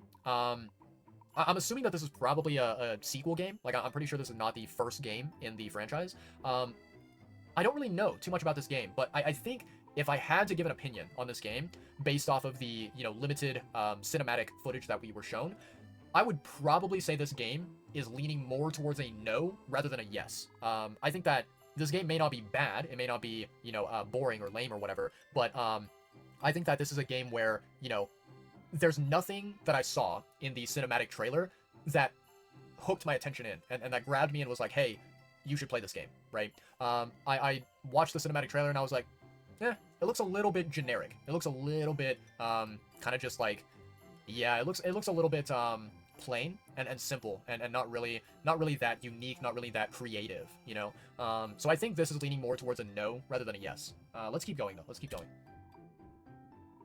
Ah, yes. We've got the best trailer out of the entire Game Awards event. Elden Ring NIGHTREIGN. Oh my lord, guys. Let me tell you something. So, I am actually going to be, like, I'm going to be talking about this game specifically. Maybe not during this stream. Maybe we do it tomorrow, right? Or maybe I don't even do it on stream. Maybe I do it off stream and I make it into, like, a separate video that I record. But Elden Ring NIGHTREIGN, I am so excited for this game. Chat, believe me, this is probably the #1 thing that I am so extremely, insanely fucking hyped for. I cannot wait for this, right? Basically, what I understand about Elden Ring NIGHTREIGN is that instead of NIGHTREIGN being a very typical Souls game, it seems as if basically the player experience is going to be playing Elden Ring as if it were a roguelike game where you play with, like, other people, you play multiplayer, you play co-op with other people, and the goal of the game is to survive as long as possible and to take down as many, like, random bosses that spawn in the game, right? Elden Ring NIGHTREIGN looks incredible, and I cannot fucking wait to play this game. I am so excited, and I think that, for those of you out there who don't know, in my entire lifetime of playing video games, there's only been one singular game where I have bought the DLC for it, and, I basically, like, pre-purchased the DLC, ahead of time. Yeah. There was only one singular game out there where I pre-purchased the DLC, and I was like, I'm going to play the DLC ASAP. And that one singular game was Elden Ring. I bought the Shadow of the Erdtree DLC, basically whenever it was first released, right? First available to pre-purchase, right? That is the only DLC in my entire life that I've ever invested money into without waiting for, like, a big promotional discount sale to happen, right? Elden Ring NIGHTREIGN, I think this is probably going to be one of the very few games that I pre-purchase. Very similar to the Shadow of the Erdtree DLC. I think that NIGHTREIGN is going to be one of the very few games in my entire lifetime that I buy ahead of time, and I am more than happy to, purchase the game, basically as soon as it is publicly released, right? Yeah, I am so incredibly hyped for this. I'm looking forward to it extremely, and I cannot wait to see what the gameplay experience is going to be like. I have a lot of faith in From Software as a company. I have a lot of faith that they are able to design and create games that are overall incredible, and overall, I think that they're able to create a gaming experience that is memorable and that will always stick by you, right? You will always fondly recall the times that you play From Software games, right? And so, even though Elden Ring NIGHTREIGN is a game that, it's basically a brand new project that From Software has never ever done before. Like, there's never been a game like NIGHTREIGN from Software in the past. I have faith in them, and I think that they will be able to make NIGHTREIGN be a successful game, regardless of the lack of precedence, right? So yeah, I cannot wait for Elden Ring NIGHTREIGN. This right here, out of all of these game trailers, even the ones that we have not yet taken a look at in this video, Elden Ring NIGHTREIGN it is my #1 most excited, most hype upcoming game announcement out of everything, and there's no other game in this video that is going to be, higher than Elden Ring on my list. So yeah, I can't wait for this. I am so incredibly ready to play this game. Let's keep going. So this is a definitive 150% yes. I will be playing this. I will be buying it. I will be, enjoying this game immensely in 2025. Let's keep going. Okay. Seems like some very unique animation here. I quite like that. So this is Okami, which actually is a pre-existing game, right? So Okami is a game that already is released on Steam, and apparently this right here is Okami 2. It is the second game in the franchise. I've actually never played Okami, but I've heard about it. Like, I know about the game. After I, watched the Game Awards, after I attended, or not attended, but I sat down and I watched the entire Game Awards event happen, and I took a look at all these different game trailers, I immediately went onto Steam, and I searched up all the games that I was interested in, and I think that, I looked up Okami, and I added Okami, to my wish list on Steam, and I was like, I want to try out this game, I want to play it, because it looks very interesting, and I think that, from what I understand, the first Okami game is one that a lot of people really love and enjoy, and I think that a lot of people are very, very excited for the second game to come out. So I'm assuming that since there's a lot of positivity around this franchise, I have no doubt that it's going to be a good game, right? Similar to, Onimusha, similar to Shadow Labyrinth, right? I think that the Okami 2 game, it is a game where I'm leaning more towards yes, I will play it, or yes, I want to play it, rather than no. I think that this is a game that I want to check out, I want to try it, I want to see whether it is fun and enjoyable and worth the time and the money, or if it's kind of meh. But I think it's going to be, the former option. I think it's going to be one that is totally worth it, right? So yeah. Let's keep going. So Okami 2, right? What do we have next? Okay. It looks like a bunch of tiny Among Us characters in these, like, army suits fighting each other. Okay. Stalcraft Operations. Chat, I think this is going to be a definitive no for me. I think this is a definitive no. I think the characters look a little bit goofy, and, I honestly don't really know what the, like, purpose of this game is, because in that trailer, in that cinematic, it kind of looked like some of these, like, tiny little protagonist characters, it looked like some of them were attacking other, tiny little protagonist characters, right? So, basically, I am not really able to tell if this is a PvP type game, or if it is like a PvE game where you have teammates and you fight against, some kind of like evil monsters or evil zombies or aliens or whatever, right? I can't really tell what this game is about, and it looked just very, I don't know, it looked very standard, very generic, very bland, yeah, there was nothing really that I saw in that cinematic trailer that stood out to me, and I was like, wow, that is something interesting, that is something cool and unique that has not really been seen a lot in other games, right? Everything that was shown in that cinematic trailer, I think I've seen those types of, elements or those types of gameplay mechanics or whatever in other video games previously, published and released to the public. So yeah, this I think right here is a definitive no. I'm gonna say no and just keep going. Okay, looks like a creepy clown game.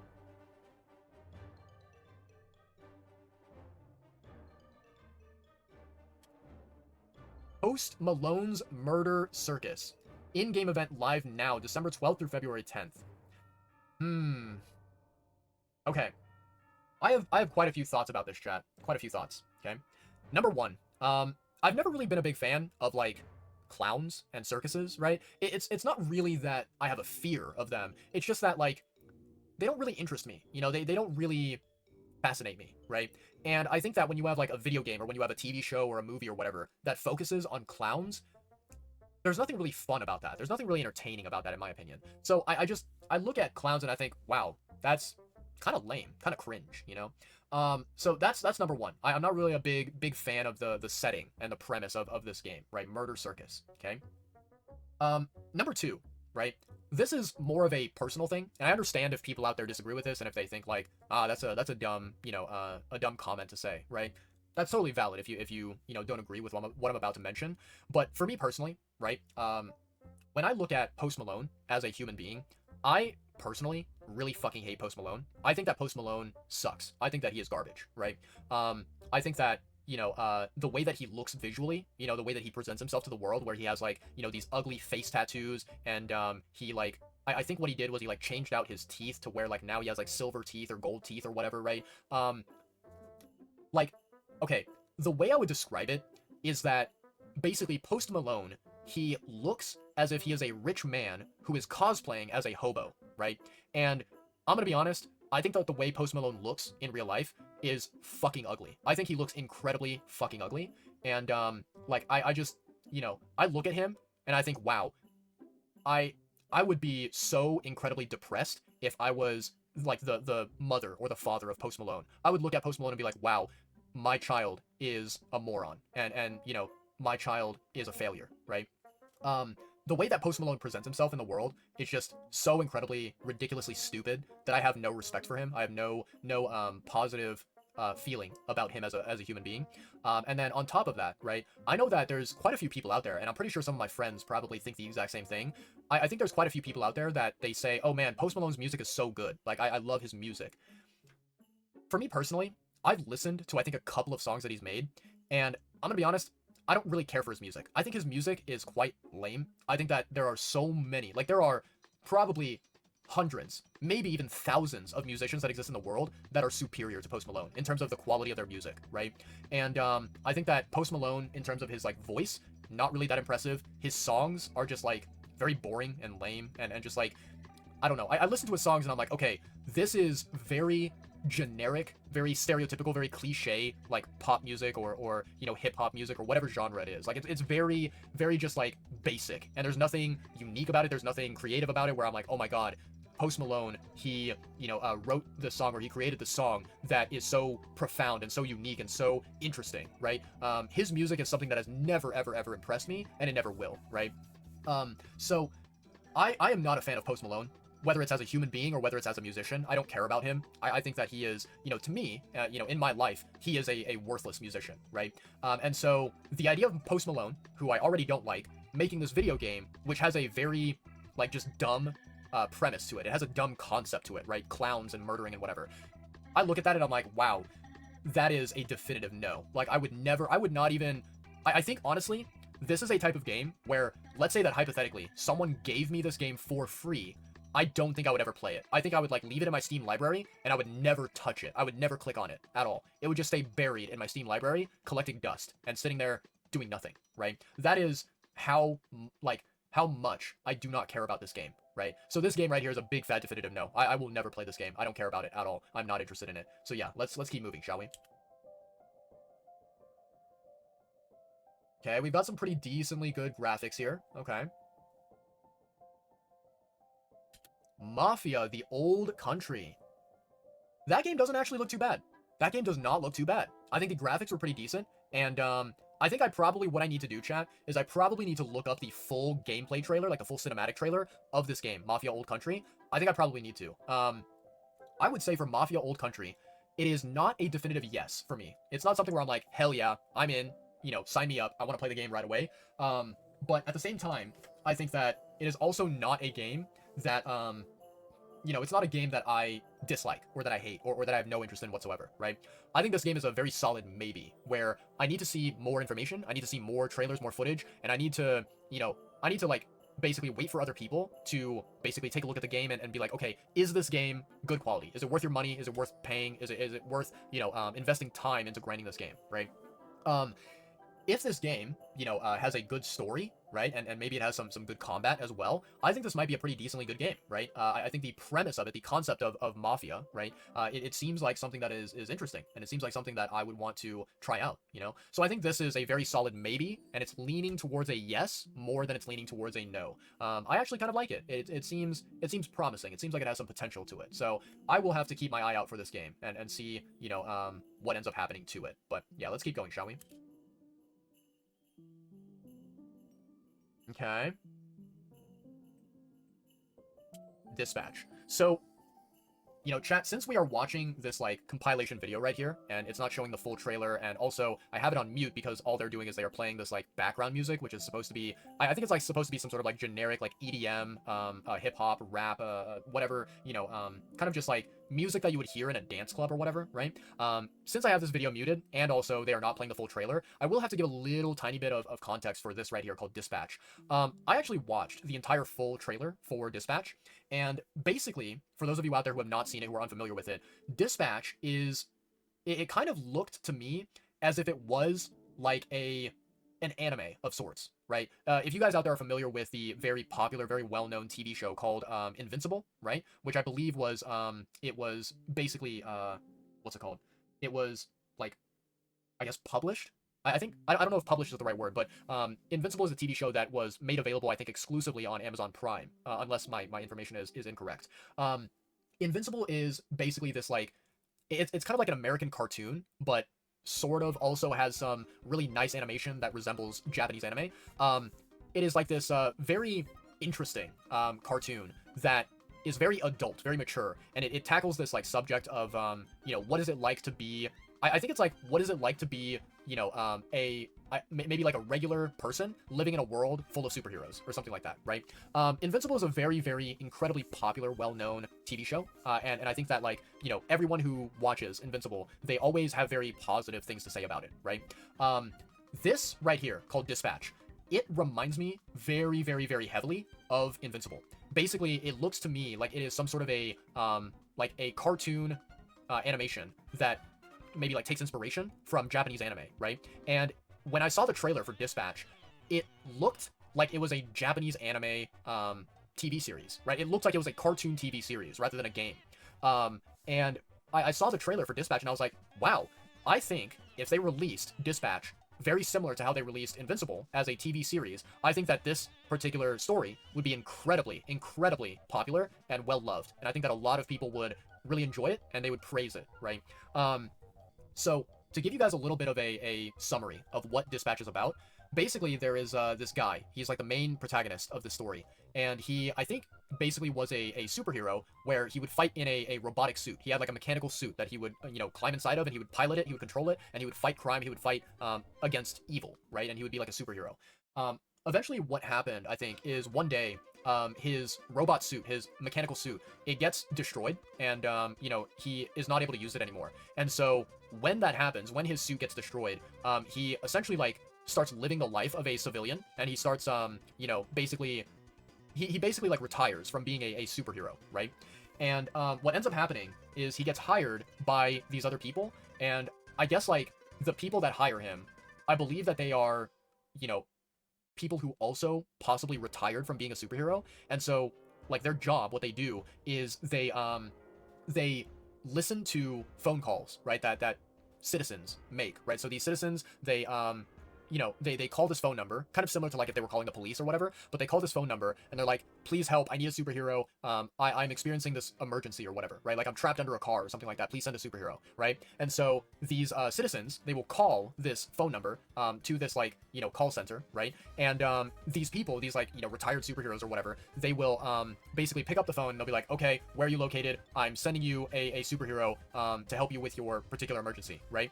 And so yeah, it's basically, imagine if these people were like 911 operators, right? But instead of 911, it's for superheroes rather than the police, right? And so the main character of this particular story, he gets put in this job where he becomes a superhero, sort of superhero 911 operator, right? And he kind of has to like live his life, and he has to, do his job and basically live as if he is some sort of like, regular working salary man, right? All he wants to do is he wants to, go out there and try being a superhero again. He wants to try fighting crime again and doing something more meaningful or whatever, right? But he can't really do that. And so, like, when he starts working at this job, I think what happens is he kind of, like, realizes that the entire, like, superhero 911 operations, it is a very chaotic mess, and he has to navigate this mess. He has to try and figure out how can he organize it, and how can he, make it into an experience that is very smooth and very clean, and there's no problems, there's no mistakes, there's no like incidents that occur, right?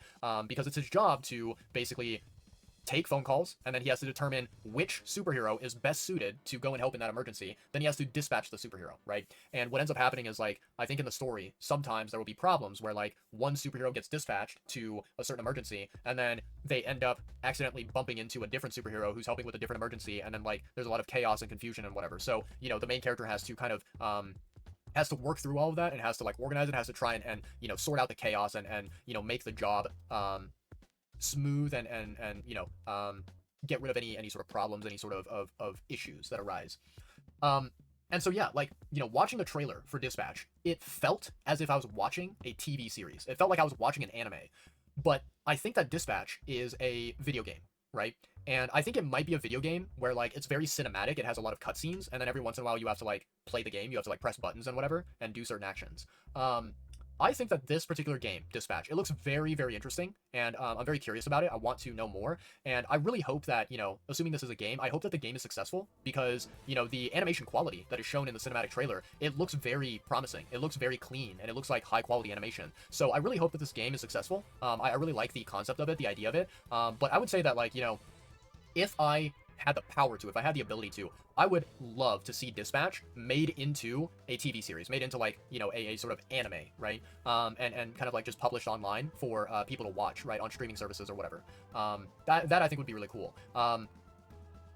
Dispatch, I think overall is a game where it is definitely not a no for me. Like I am not disinterested in this game, right? I think that this is a game where I very much am curious about it. I want to know more. I want to see what happens with it, and I think it would be really cool to try it out, in the future if I can. But I am not going to say definitively yes to this game until I see, okay, how does it, basically, how does it turn out? What is the result of it? Do people like it? Do people not like it? Is it worth the money? Is it not worth the money? That sort of a thing, right? So I'll have to, basically take a look at what other people say about this game whenever it does come out, and I'll have to make a decision on, like, okay, do I want to buy it? Do I want to try it out myself? Or do I want to just experience it through the, gameplay of another content creator or a friend of mine, right? That sort of a thing. So yeah, Dispatch is it's a maybe, leaning more towards yes rather than no for me. But yeah, let's keep going, shall we? Okay, we've got a robot game. Looks like robots fighting with each other. Different types of robots as well, right? Interesting, interesting. Steel Hunters. Steel Hunters. I've never really been a big fan. Like, I've never really been someone where I'm like, oh man, I love robot games. And I love games where, robots get to fight against aliens or zombies or giant monsters or anything like that. Like, it's never been a genre where I'm like, fuck yeah, sign me up right away. I'm there, But I think that a part of me has always enjoyed, kind of watching these types of stories, right? If you think about something like, Transformers, or you think about something like Pacific Rim, for example, those are franchises that I think, watching them as movies, right? It's quite entertaining, as an audience member. But I've never really looked at video games involving robots or mecha and thought to myself, oh man, I absolutely have to play that game, I think that Steel Hunters, it is not a definitive no, and it is not a definitive yes. But I will say it is a maybe, and I will say that I will wait and determine, okay, do other people like this game? Is it good? Is it bad? Is it expensive? Or is it worth the money, right?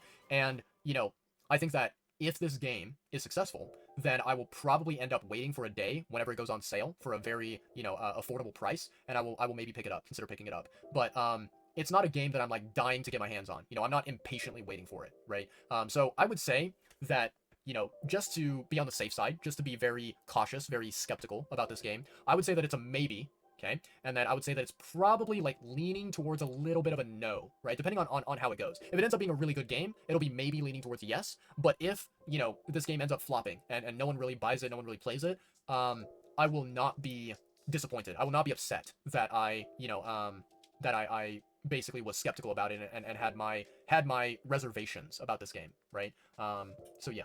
It's a very maybe type of video game where I'm like, possibly, potentially, but I'm not too overly excessively optimistic about Steel Hunters, right? So yeah, let's keep going, shall we? Okay, interesting. Seems like it might be a medieval type game potentially. Crimson Desert. Crimson Desert. I don't think I've ever heard of this game. Interesting. I think I'd have to see more, chat. I think I'd have to sit down and watch, like, the full trailer for this game. Because, here's the thing, chat. I think there are two different possibilities right now, okay? Possibility number one is that this game may potentially have sort of gameplay that resembles a Souls-like game, right? It might potentially be something like a Souls-like game. Or, if it's not, right, it could be the complete opposite, where, you see all of this cinematic trailer footage, but then when you go and you play the game for yourself, it ends up being sort of like a game that is similar to, Baldur's Gate, or Path of Exile, or, like maybe Diablo, right? I think it really depends on what the gameplay looks like. This game could be interesting, it could be potentially good if the combat system is very similar to a Souls-like game, but if it's not, then very likely I will stay away from it. I think that is my, stance on Crimson Desert, right? I actually wonder, let me see here. Can I... Hold on.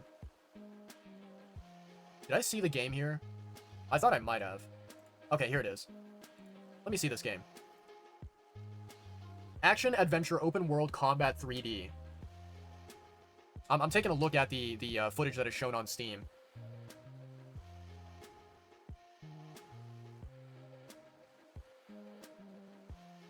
Oh, okay, okay. Okay. Wow. You know what, chat? You know what? This game might have some potential. Maybe. I'm looking at the video that is, you know, featured on the Steam page for this game. And, some of the combat that I can see here, it kind of resembles a Souls-like game. The combat does not look too bad at all. And, it seems like there are potentially different fighting styles that can be utilized. Different, like, maybe different characters, for example. That doesn't look too bad at all. You know what? I'm going to add this to my wish list. Yeah, I'm going to do that. Not bad at all. Not bad at all. Okay, Crimson Desert. So that is a maybe leaning towards a little bit of a yes rather than leaning more towards a no. I think I'm going to check out this game and see, like, okay, does it turn out good? You know, do people who play this game, do they end up liking it or do they hate it? And if generally speaking the, you know, public opinion of this game is positive, if it seems to be, you know, a good review of this game, then I might potentially buy it. I might potentially play it and try it out, but we'll see. Yeah, not bad at all. Not bad at all. Okay. Ooh, yeah, I remember this game. Yep.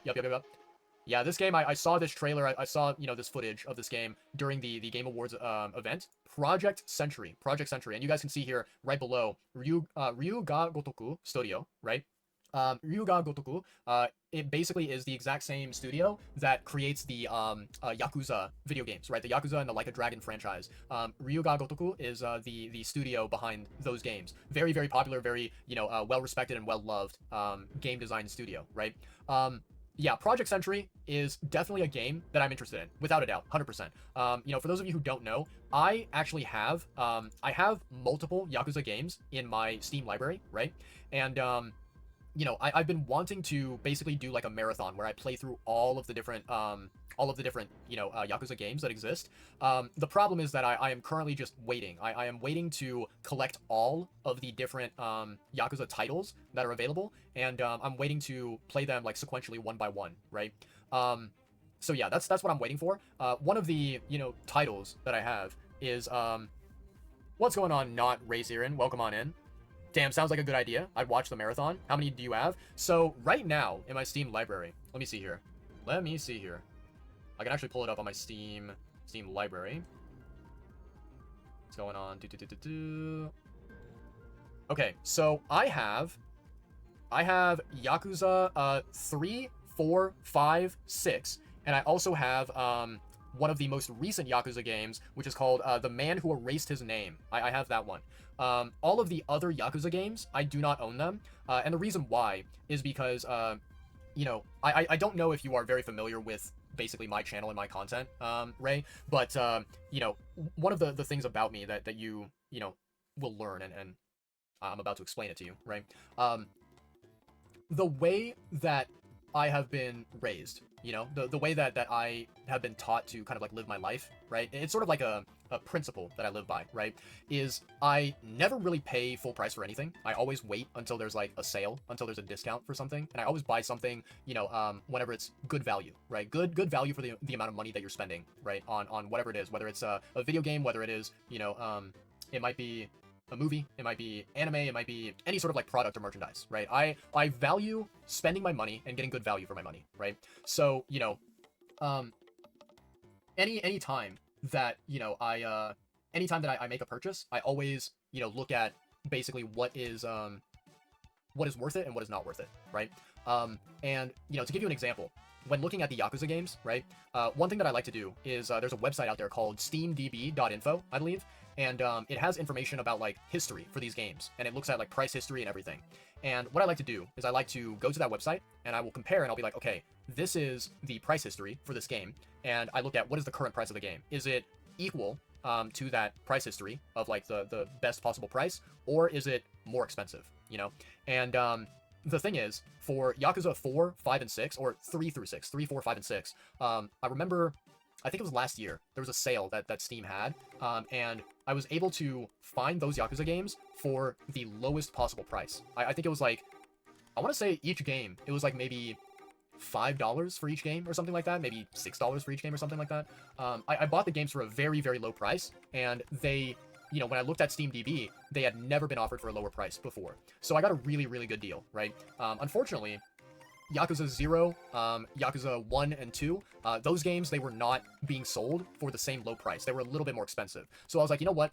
Let me wait. Let me be patient. Let me, you know, just give it some time, and I will, you know, buy those games at a later time. And the reason why is because, in my Steam library, I have a lot of video games that I have not yet played. I have a lot of games that are on my backlog, and I thought to myself, you know, it doesn't matter whether I buy the Yakuza games right now or whether I wait a little bit, because those Yakuza games are going to be on my backlog, right? And so, you know, I just realized there's no point in rushing things. There's no point in wasting my money right now if I'm not yet going to experience those games just yet. Because I have other games that I want to play through and I want to experience. So yeah, that's the reason why I don't own certain Yakuza games. I really want to, though, and I'm waiting. So yeah. And let me see here. Did I miss any chat messages? Let's see. Became so serious? Are you talking about me? I became serious? Yeah, I mean, it is something that, it's like a topic that I like to think about seriously. You know, I don't like to, you know, take it very lightly and be very jokey and sarcastic about it, but that's just who I am, you know? You're assuming I've played the ones that I've already purchased. I actually have never played those games. Yakuza 3, 4, 5, and 6, as well as The Man Who Erased His Name, I've never played them before. Yeah.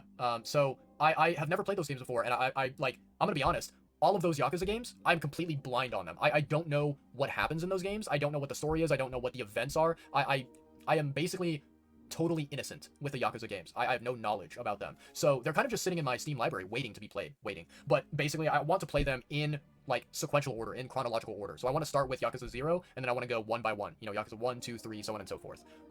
So yeah. But that is the game plan. Yeah.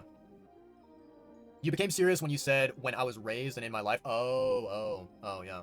Yeah, probably it's because you hear other people talking, and when they use that type of language, they usually say something more potentially dark, potentially, you know, serious and significant, you know, impactful, right? Yeah, sorry to potentially scare you with that wording, but yeah, no, basically just the way that I am as a human, I look for good deals, and I look for good discounts and whatnot. Yeah. Love to be as organized as me. I am honestly not organized. Like, there are certain things that I am organized about, but the amount of things I'm organized with is very little, right? There's specific things where I kind of have, like, in a way, it's sort of like OCD. It's sort of like, you know, I feel like I'm obligated to do things in a certain manner, but then other things I don't really care about. I shrug my shoulders and I'm like, whatever. Things happen. I appreciate the follow, Ray. I appreciate it quite a lot. Thank you, my man. Thank you. So yeah, no, going back to Project Century, right? Made by the exact same game developers as the Yakuza franchise. I'm very excited about this game. I hope it ends up turning out really, really good. I see you have noticed the follower alert. I see you have noticed it. Yeah, it is a very unique follow alert, isn't it? Isn't it indeed? So, you know, I'm very excited for Project Century. I think it's going to end up being a pretty good game, and I can't wait for it to come out. My only concern, my only worry that I have for Project Century, which I'm not sure whether this is going to happen or not. Like, maybe they already confirmed it, or maybe they you know, already established the answer. But I really hope that Project Century does not have the same combat system as certain Like a Dragon games, right? You know, for those who are not aware, I mean, I've already talked about this a little bit before, but I'll mention it again. I am someone who hates turn-based games. I think turn-based games are garbage, and I don't enjoy them at all. I think they are not fun. I think that they are boring as hell. And so I really hope that Project Century does not have any turn-based combat. I really, really hope so. That is, I think, my biggest worry that I have. But based on the cinematic trailer that was showcased during the Game Awards, I think that this is going to be like a very classic Yakuza, you know, action RPG game, which I'm very glad about, and I look forward to it very optimistically, right? So yeah, Project Century, I am most definitely interested. Can't wait to check it out. I really hope that when it does release, I hope that the reception from the, you know, public and from the gamer community, I hope that a lot of people really appreciate the game and really enjoy it, and that it gets, you know, positive reviews on Steam and whatever. But yeah, Project Century is something that I'm excited for. Looking forward to it. Yeah. All right, let's take a look at the remaining trailers. I don't even know how many there are, but like, we are basically like almost done with this video here. We have like, what, 40 seconds left? Less than 40 seconds? Maybe 30 seconds? Oh, this shit. Yeah, this is the weird ass Squid Game. Ugh. Oh man. Yeah, yeah. Listen. Even if you take a look and you talk about like the TV show, right? You talk about Squid Game on Netflix, right? I have never ever been a fan of the Squid Game, franchise or whatever you want to call it. It's just not really something that I vibe with. I don't really find it to be entertaining to watch this type of stuff, you know. And now that they're creating a game, I don't think it'll be fun to play this sort of stuff, you know. Yeah, I feel like I don't know. This reminds me of like those certain video games. Like for example, you think of Phasmophobia or Lethal Company or Content Warning or Among Us, right? And these games, right, they became very popular and very trendy for a certain period of time, and a lot of like Twitch streamers, a lot of YouTubers were playing it. And then like after maybe a month or maybe like a couple of months of playing these games, everyone just quit playing them, and no one ever plays them these days at all anymore. And so I feel like this game right here, assuming that it has multiplayer, assuming it has co-op and whatever, I feel like it's going to be the exact same thing, where a lot of people play it at the very beginning, and then after like a month, it dies off, and everyone forgets it, everyone moves on to the next thing. It just does not really seem like a thing that, screams success, right? So this to me is a definitive no. This is not a game that I'm going to be checking out. This is not a game that I'm going to be ever playing in my life. I don't like this at all. Let's see. Have you heard of Crab Game? I have heard of Crab Game. I have. In fact, there is a content creator, a very massive content creator, someone who, is a Twitch partner, and they get, thousands of viewers every single stream that they do. I remember he played Crab Game. He played Crab Game, and he played it with another very popular, famous Twitch streamer. And so I think that was like many months ago. I think it was like last year. Was it 2023 or was it? I don't even know how long ago it was. But yeah, no, he played Crab Game, and he played a lot of these other like popular trending games with, other fellow massive content creators. Yeah. It's like a meme that just lasts for a short while. Exactly, exactly. These are very much so meme type games, without a doubt. You know what else is massive? My massive throbbing donger. Did I get the answer right? Do I get points? Do I get a cookie? Do I get anything? Is that the right answer? I'm just kidding. But yeah, I appreciate the jokes quite a lot. It's that was a very well done joke. Hell yeah, Ray. That's what I like to hear. Hell yeah. Oh, this is the brand new game that is I think created by Naughty Dog, if I'm not mistaken. Yeah, it's called Intergalactic, and then it's called I think the Heretic Prophecy or Heretic, yeah, Prophet. Yeah, I remember this game. So Intergalactic. Okay, I believe this is the last game from the Game Awards, right, chat? That was announced.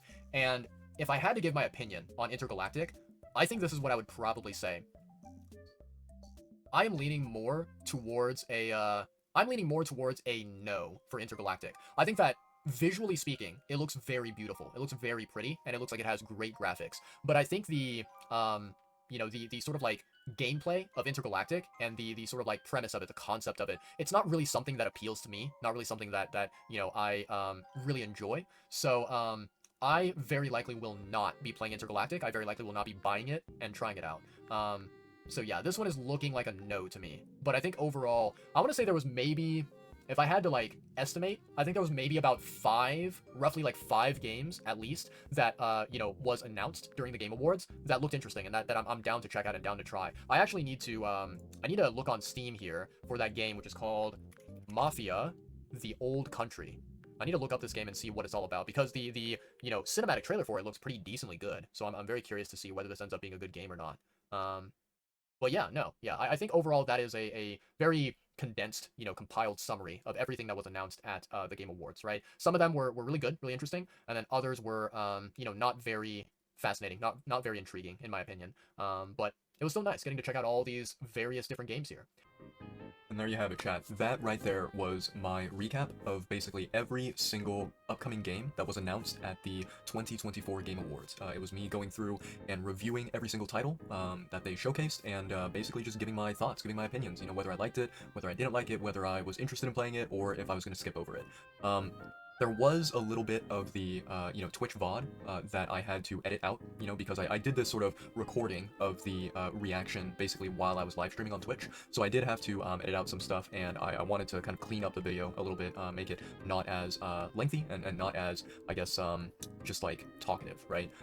But yeah, I did not really do an amazing job of, getting a proper, professional YouTube intro or outro. So I thought I'd go ahead and record this outro after the fact. I really appreciate anyone and everyone who watches this. I'm more than, curious to hear and to read basically what other people think about the Game Awards, what other people think about the upcoming video games in 2025, 2026, all the future years. Are there any that, were particularly hype or exciting? Did anything stand out? And was there anything that you personally, really want to basically buy as soon as possible and play as soon as possible, right? So if anybody wants to leave comments down below the video and be like, hey, I really liked this game or that game or these multiple games from the Game Awards, then feel free to do so. And I will be sure to read any and all comments and respond to the ones that need a response. Yeah, I appreciate anyone and everyone for watching this video. If you did, get through the entire thing, I know it is a little bit lengthy. And I wanted to kind of let you guys know that after this video, there is going to be, I want to say maybe one or two, maybe more than two, but I would say one or two more videos that I would like to create, that I would like to record, and I'd like to release those videos on my channel before the end of the year, before December 31st, 2024. So I'm hoping that I'll be able to work on those videos and get them finished and get them, properly edited, properly polished, and upload them to my YouTube channel pretty soon here. But, I do want to say to all of you out there, a very, very happy holiday season. Of course, Merry Christmas to those of you who do celebrate it, and yeah, very soon here it's going to be a happy new year as we walk into 2025. In any case, much love to you all. I appreciate each and every one of you. I wish the absolute best for every single one of you out there, including your families. Please, stay safe and stay happy and stay healthy and all that good stuff. Yeah, alright. I'll see you guys in the next video or live stream. Peace out. Bye.